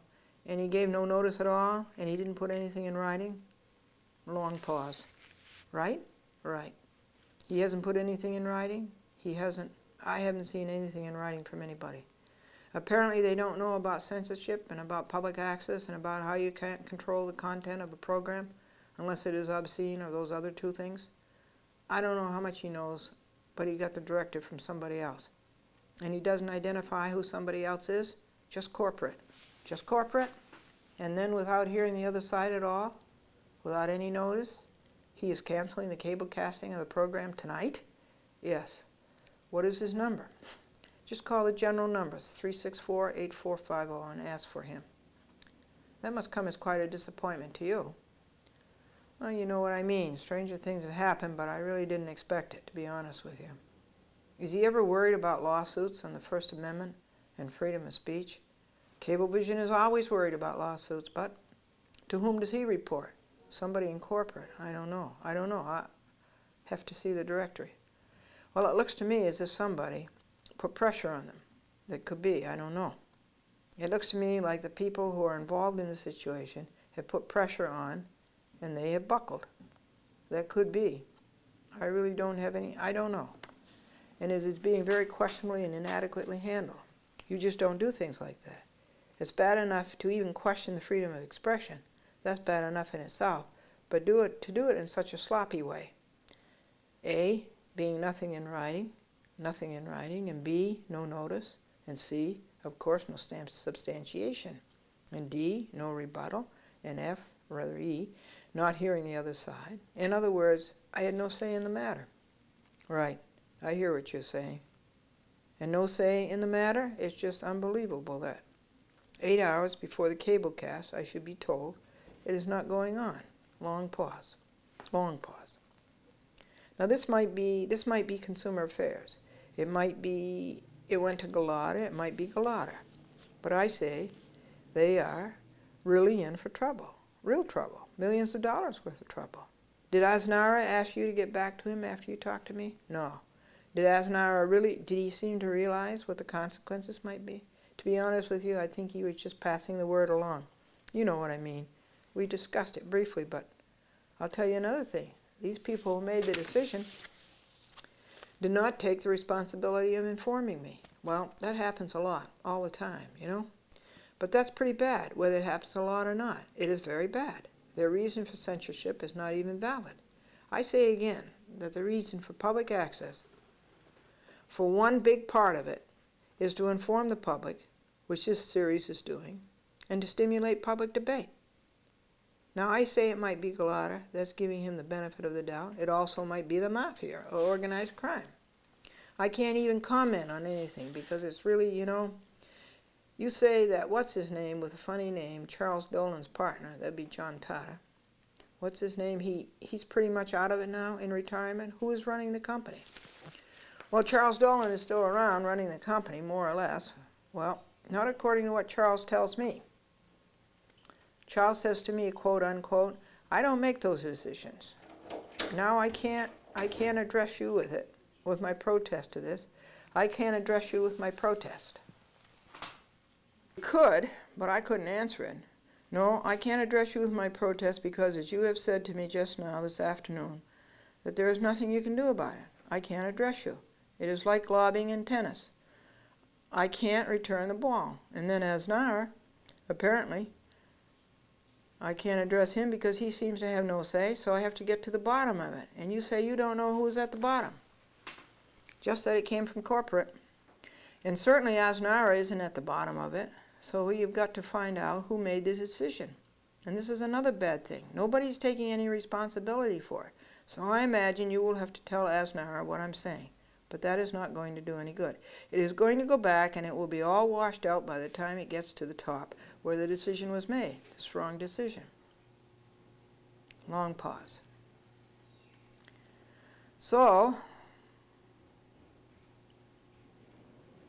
as I look at it, having heard from this about this 5 minutes ago, it looks like don't bother with any of them, just go to federal court and sue them for millions of dollars. Because this is a matter of civil rights. You just don't go and call up somebody and say you don't like the contents of a program, especially public access, and stop it. No, you just don't do that because it is out and out censorship. You know those are very big cases. I see them in federal court all the time. They are big. They are terribly big. So it comes down to this. What can you do about it? Me personally? Nothing. Yes, that's it. Your call comes to me at 4:56 p.m. Oh, right around there. That's about when you call me. The end of the day and the end of a week, which is another very bad thing. And you can't tell me who is running the company. I really don't know. You know, there's a joke about that. The guy says we'd get new management in our company, but we can't figure out who's running it now. Both laughed. I'm sure that's the case in a lot of companies, so there's no further information you can give me. No.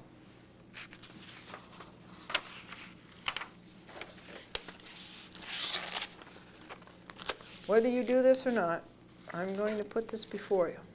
That you get back to me, or that you get back to Mr. Aznara, and you tell him what I said. that this is totally unacceptable and it's very dangerous, and I strongly warn him, and this is a warning, I warn him to reconsider. As to how much time I'll give him, not that he is the person, he will pass that on. As to how much time I'll give to reverse this, and I do mean reverse it because it is an outrageous thing to do, I don't know how much time I will give him. I still don't.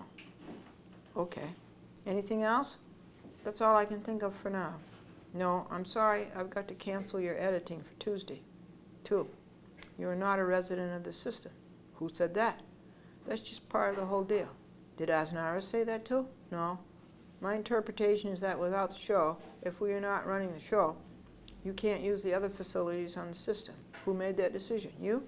I just made that. I've covered myself. You know what I mean? Yes. You know, if the show comes back, they will be accessible and you can use the facilities. But I've got to cover my blank too. Excuse me, I didn't mean to say that. But you know what I mean? If show comes back, can edit it. Yes. Okay. Now, long pause.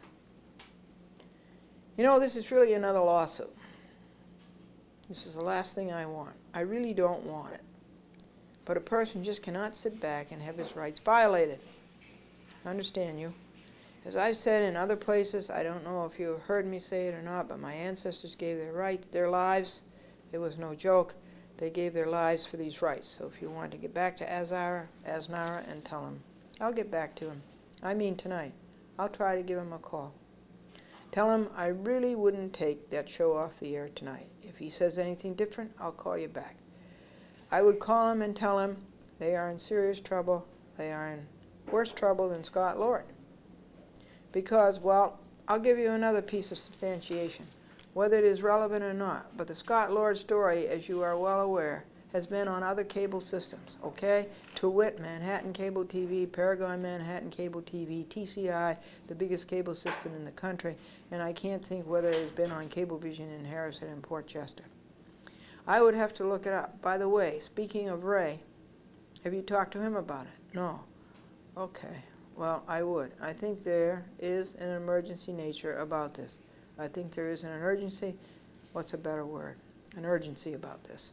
We'll try to get him. I would if I were you. I'll be right here. I'm not going out again. All righty. If I get him and if I hear anything different, then I'll give you a buzz. Okay. All right? How are you doing? All right. A little cold. How is your training on sexual harassment? Laugh. Funny. All right. All right, Glendora, I'm sorry. Thank you for that. I know that this certainly isn't pleasant for you. No, it is not. No, it's very unpleasant for you. What is your travel schedule for next week? What is your in schedule? Tuesday, Wednesday, and Thursday I'm mostly in. Monday and Friday I'm in meetings and stuff. Tuesday, Wednesday, and Thursday in. Monday and Friday in meetings, right. Okay. It looks like I'm going to have to do some library research. I don't know when I will call Mr. Dolan on this, but I certainly will. Yeah, I figured you probably would. Oh, yes. You know, I talk to Charles Dolan regularly. In fact, I think I talked to him last week, maybe 3 or 4 days ago. All righty. All righty. Now I want to tell you a joke. Okay. There was a special joke I had, and it is about 6 files below here. Let's see if I can remember. Oh, yeah.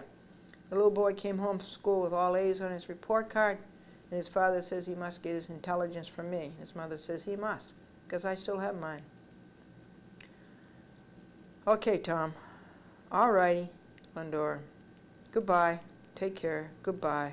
This conversation is on audio tape. 9.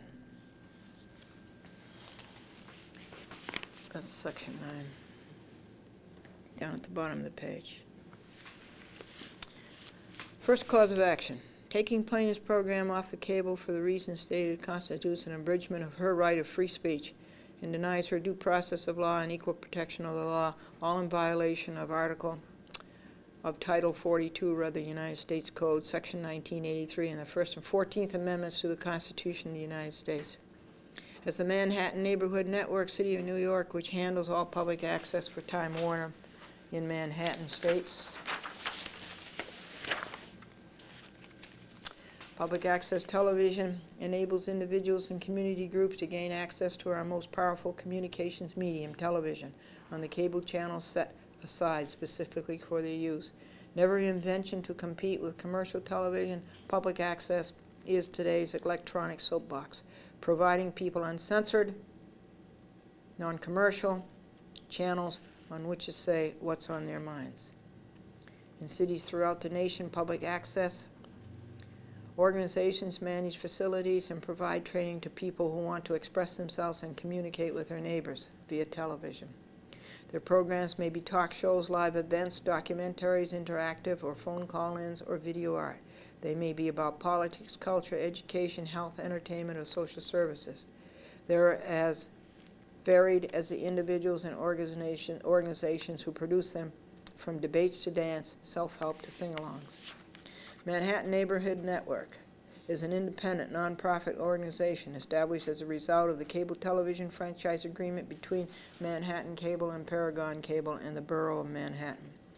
Manhattan Neighborhood Network is responsible for administrating the public access cable television services in Manhattan. Our purpose is to ensure the ability of Manhattan's residents to exercise their First Amendment rights through the medium of cable television and to create opportunities for mutual communication, education, artistic expression, and other non-commercial uses of video facilities in an open, uncensored, and equitable basis.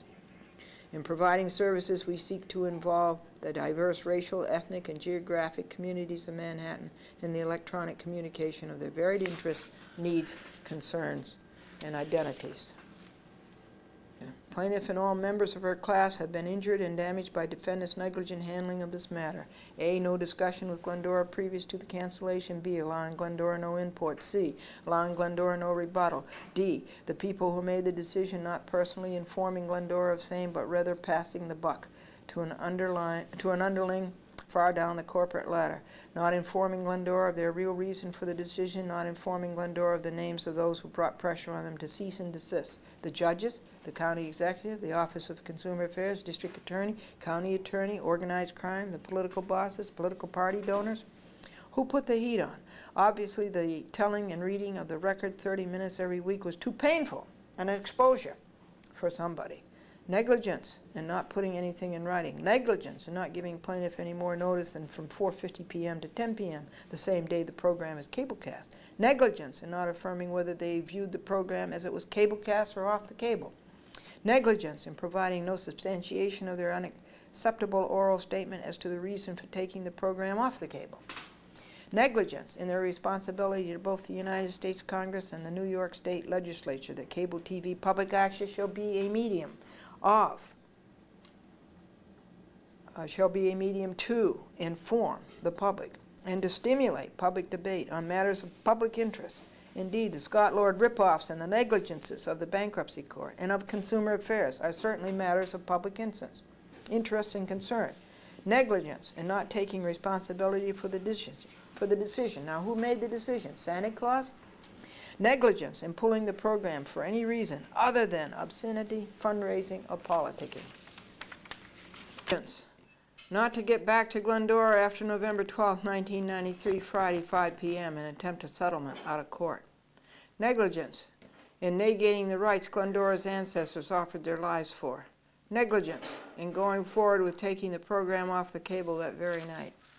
Negligence in not realizing that they stood alone on this artificial stand and not considering that these very shows had been cablecast on other cable companies, other cable TV stations. Negligence in trampling over the superlative friendship and professional relationship established over 5 months between plaintiff and Thomas Garger. To say nothing of Glendora's 7-year friendship with Charles Dolan, founder, owner, and operator of Cablevision Systems Corporation, and respected pioneer of cable TV back in Manhattan, and guest on a chat with Glendora many years back. 11. The third cause of action. This precipitous, irrational, capricious, frivolous blackout of Glendora's program with no explanation, rebuttal, or discussion has damaged Glendora's reputation. It has made her look very bad in the eyes of her viewers, of the people she has dealt with in the courts and in the county agencies, and of the people she has brought legal action against, and of the judges in these courts. 12. Fourth cause of action. Plaintiff's fourth cause of action is mental and emotional disturbance without physical effect.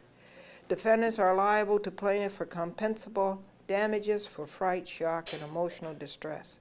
Defendants owe a duty to plaintiff to refrain from inflicting mental and emotional disturbance. Fifth cause of action. In a way, Glendora was acting as the press, as an investigative reporter, covering the law-breaking of Scott Lord and others. She told the story as it happened. Scott Lord's attempted sinister manipulation of the bankruptcy laws, the negligences of the bankruptcy court and of the Office of Consumer Affairs. It is a public record. Ergo, the censorship by Cablevision Systems and its management is a violation of the First Amendment guarantee of freedom of the press. The programs are a report on public affairs. In a democracy, the public has to be informed. Exposure was mandatory. 14.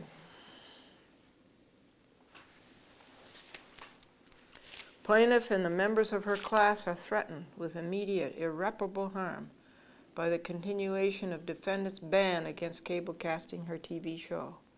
Wherefore, plaintiff prays that this complaint be treated as an affidavit in support of the motion contained herein. This complaint be treated as plaintiff's motions for a temporary restraining order and preliminary injunction. Defendants be temporarily restrained and preliminarily enjoined during the pendency of this action from refusing to cablecast plaintiff's program. A chat with Glendora in the form it was going for the first 6 programs that were cablecast on Channel 25, 10 p.m. Fridays, to the extent that there be no more refusal by defendants to cablecast said show in said form. Defendants be permanently enjoined from barring the cablecasting of said show in said form and be enjoined from preventing the same of others in plaintiff's class and from barring the free discussion and debate of public issues. Plaintiff have and recover of defendants compensatory damages in the amount of $31 million. $31 million. The cost of this action be taxed against defendants. Plaintiff have such other and further relief as the court may deem just and proper. Dated White Plains, New York, December the 6th, 1993. Glendora, Box 416, White Plains, New York. 10602-914-949-9495. And here's some cases. Here's some case law. 1989. If true, allegations that a cable television company was required to segregate and maintain a portion of its cable band for public use, that portion was created as a vehicle to public expression, that the cable company could not eliminate the channel or exercise editorial control, and that's what Cablevision Systems Corporation did, over it, and that access was guaranteed on a first-come, first-served basis, would establish that the cable television channel was a public forum for First Amendment purposes. United States Code. Absent some compelling governmental interest, government regulation of programming content is impermissible. United States Code. Constitutional Amendment first. And this is certainly what they did. It's very, very sad. That's the civil cover sheet. The action is civil rights, freedom of speech. This is Form 18A. It's a notice and acknowledgement of receipt of summons and complaint. And it had to be sent to each of these 10 defendants. The judge assigned to this case in the United States District Court is Judge Bryant. And here are Judge Bryant's rules, and a plaintiff is required to furnish every defendant with a copy of Judge Bryant's rules. This is return receipt. Requested certified mail. Case information statement addendum. I call this a standard case. Here's how much it costs to file it. $120. It's a filing fee. And here are more certified receipts for certified mail. And here are more. And here's the affidavit of service. Franklin F. Buell, being duly sworn, deposes and says that he is not a party to the action, is over 18 years of age, and resides at Box 416, White Plains, New York, 10602. That on the 6th day of December, 1993, deponent served thee within summons with notice and complaint upon each and every defendant at the addresses listed on page 23 with acknowledgement form 18A. By certified mail, return receipt requested. By depositing true copies of same enclosed and postpaid properly addressed wrappers in a post office, official depository under the exclusive care and custody of the United States Post Office Department within the state of New York.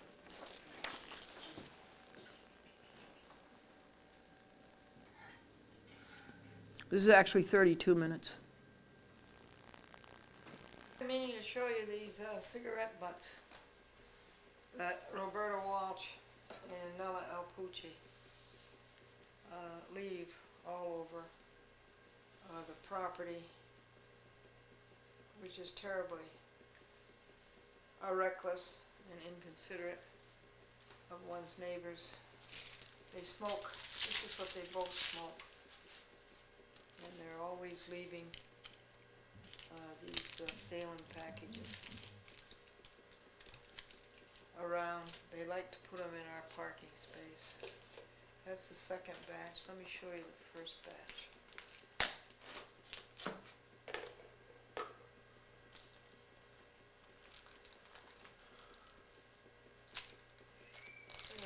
Not only do they strew the cigarette butts about, but they strew the wrappers. These are all Salem. Roberta's sometimes have red lipstick on them.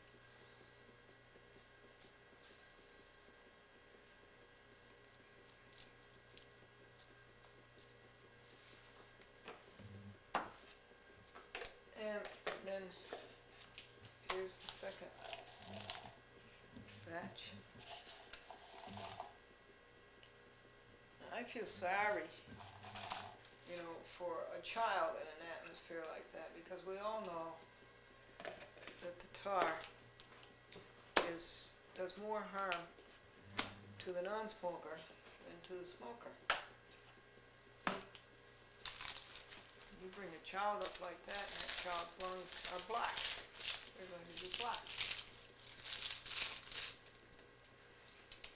You find a lot of these on the cellar floor. There's no need of that. By the laundry, the washing machine.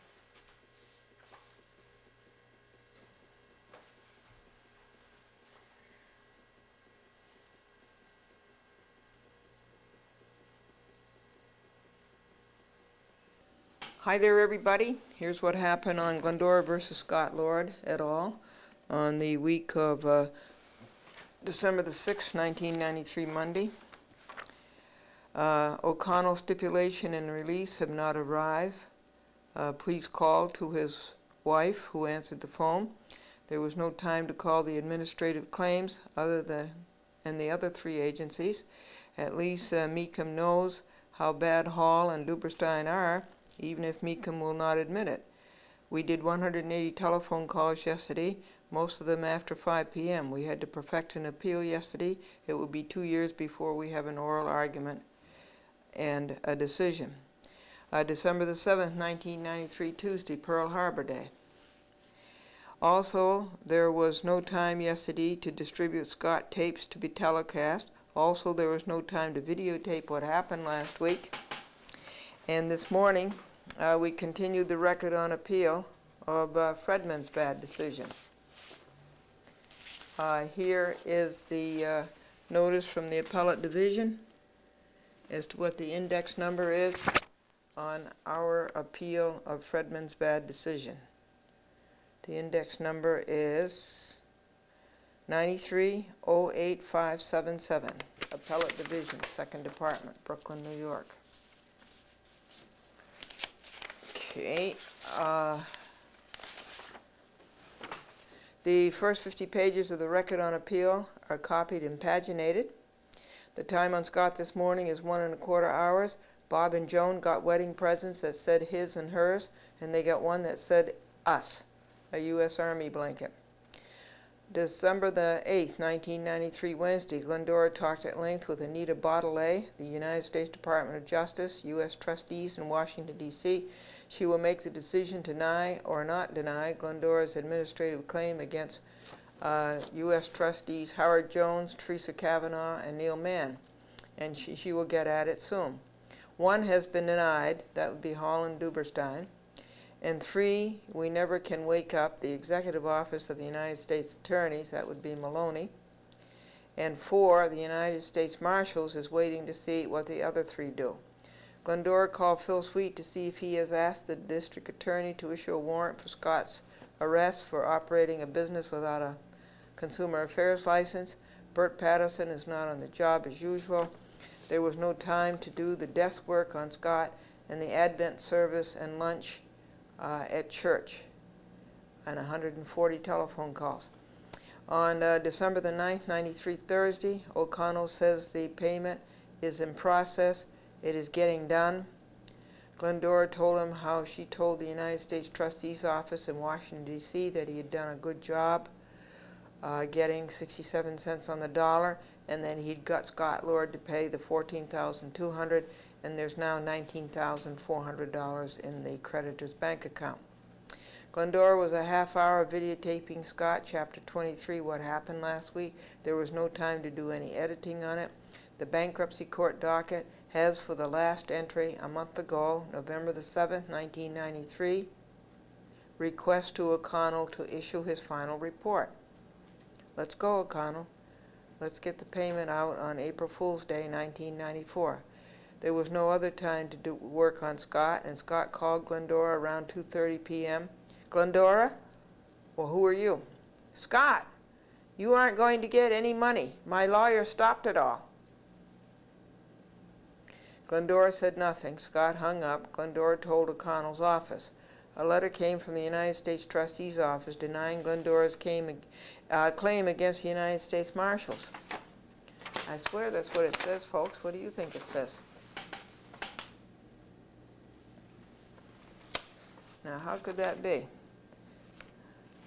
But it's signed by Larry Lee Gregg, General Counsel, by Virginia G. Buckles, Senior Associate General Counsel, and it says reference is made to the administrative tort claim you have filed against the United States Marshal Service in the amount of $12,500. In your claim, you allege that on February 9, 1993, Marshal Joseph Derby acted negligently in refusing to allow you to play a tape recording during a U.S. bankruptcy court proceeding. Well, he didn't refuse to allow it. He refused to go get it. And he was denying me due process. I needed that tape for evidence, and he just sat there in the courtroom instead of getting up and going and get the tape. In addition, you allege that Mr. Derby was negligent when he failed to overhear you, allegedly being verbally abused by Mr. Scott Lord, a debtor in the courtroom. Well, there was no doubt that he heard it. And if he can't hear that, well, he shouldn't be a United States Marshal. The applicable provisions of the Federal Tort Claims Act, etc., you know, Title 28 U.S.C. 1346B and all that, provide for the payment of claims which arise from the negligent or wrongful acts or omissions of an employee of the federal government while acting within the scope of his employment. Well, he certainly did that. Our review of this matter indicates that your alleged damages were not the result of any actions taken by United States Marshal Service employees. Mr. Derby was employed as a court security officer by our security contractor, Pinkertons, at the time of the incidents alleged in your claim.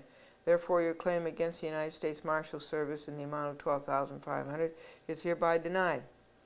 If you are dissatisfied with our determination, you may file suit in the appropriate U.S. District Court. That would be Judge Cattell again. not later than 6 months after the date of the mailing of this notice of final denial. You know, folks, this is the week of Pearl Harbor, and our people did not die for a country like this. This is not the kind of a country that they gave their lives for, and these people should be ashamed of themselves. December the 10th, 1993, Friday, 1:25 p.m., the next 25 pages of the record on appeal on Fredman's bad decision are ready. The logs are up to date. $19,400 is good in the creditor's bank account at Atlantis Lawn Sprinklers. Several Scott tapes were taken to a cable TV company for telecasting. Good work. 2:11 p.m., check the files. They are in good shape. Did you hear about the woman who got married 4 times? The first time she married a banker. The second time she married an actor. The third time she married a minister. And the 4th time she married an undertaker. That's 1 for the money, 2 for the show, 3 to get ready, and 4 to go. 2:14 p.m. Get the next 25 pages, 76 to 100, ready. Fredman record on appeal. 2:31 p.m. up to page 100. This is so bad. Novinsky gets it out of Gattel's court and makes Glendora file administrative claims. Okay, remember all that? Glendora does it. All the claims are denied. Now it goes back into Gattel's court. This is sick. How can these people sleep at night? Don't they take any pride in their lives? 2:47 p.m. Due 101 to 125, Fredman, record on appeal. It is done at 3:05 p.m. Franklin had to go back to Mount Vernon to leave the videotapes with somebody. 3.5 hours on Scott today. Bob and Joan could not afford to go to Niagara Falls on their honeymoon, so they went to the car wash instead. December the 11th, 1993, Saturday. 1 hour today working on the Fredman record on appeal. It is up to page 200. That is going to be very expensive to print 12 copies of, folks, and it is up to Schwartzberg's decision to remand the case to the state court. You remember O'Connell removed it to the federal court, and I stood before Schwartzberg and argued against that, and Schwartzberg remanded it back to the state court. Honey, you look the same as you did 15 years ago when we were married. Wife, that's because I'm wearing the same dress. No. We have to find what happened on Sunday. The 50 pages of the record on appeal for the Fredman bad decision. That record on appeal is up to 250 pages now. I don't even think we're half through. Glendora did another, let's see.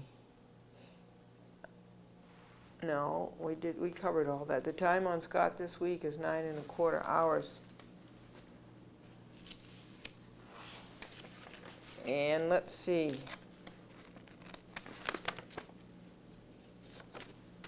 I think you've seen all the rest of this, the new Supreme Court justices. It'll be Scarpino and Sherwood and Owen. And this article in the newspaper says that a consumer group accused banks yesterday of piling up billions of dollars in excess profits by gouging customers who overdraw their accounts. Don't overspend bank balances, the group warned holiday shoppers. A bank industry spokesman seconded the advice but rejected the accusation, saying the point of overdraft charges isn't profit, but stiff penalties to discourage people from bouncing checks.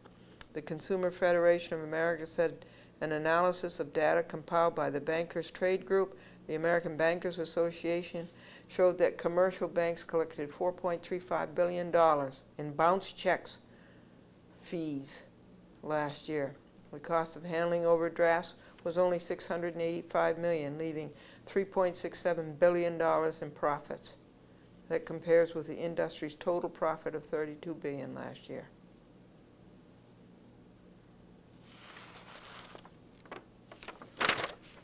Okay, this is Glendora and what happened to Glendora versus Scott Lord on the week of December the 6th, 1993. And keep your courage flaming.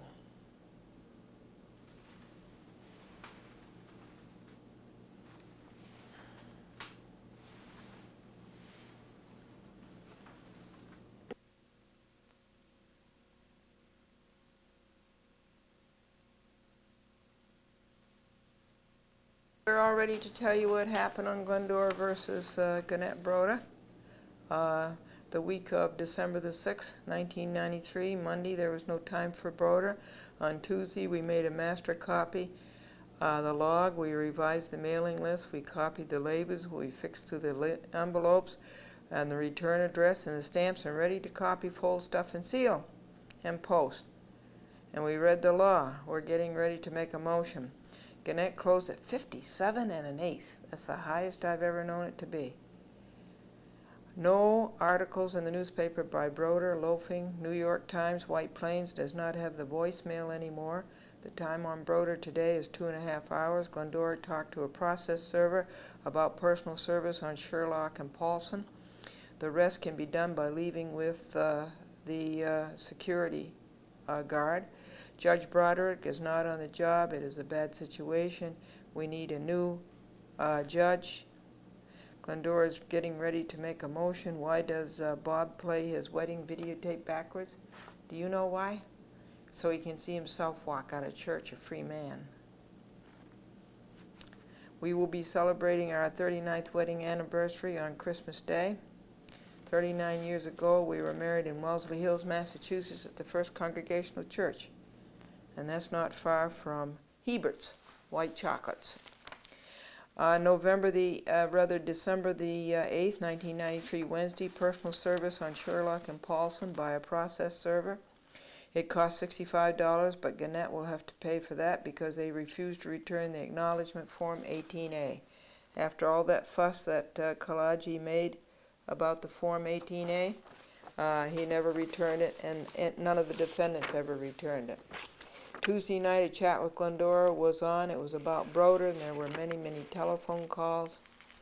And Wednesday night, Franklin personal service of the other 5 Gannett defendants at 7:22 p.m. He left it with Omar Hernandez. It also had to be sent by first-class mail. That was accomplished by 10 p.m. Wednesday, Advent luncheon and service. It is a nice time of year. Glendora did 140 telephone calls, and the time on Broder was 2 hours. Glendora's case has been sent to Magistrate Judge Fox. Glendora feared that Judge Broderick was very sick. A conference is scheduled for December the 30th at 9 a.m. New Year's Eve. It is good that they are working and not loafing. Did you hear about the woman who got married 4 times? The first time she married a banker, the second time she married an actor, third time she married a minister, the 4th time she married an undertaker. So that's 1 for the money, 2 for the show, 3 to get ready, and 4 to go. December the 9th, 93, Thursday, Glendora videotape chapter 34 of Broder, What Happened last week, which would be November 29th week. There was no time to edit it. Glendora is working on another series. The Broder story is being seen on many more cable TV systems than Manhattan, TCI, and Cablevision Harrison. One could not afford to go to Niagara Falls for their honeymoon, so they went to the car wash instead. December the 10th, 1993, Friday, 3:54 p.m., Broder filing, paginating, Glendora log, What Happened log. Do the reading for Wednesday, Thursday, and Friday. And that is 15 pages, 4:22 p.m., 5 p.m. It's done. Now type the affidavit of service for Wednesday night.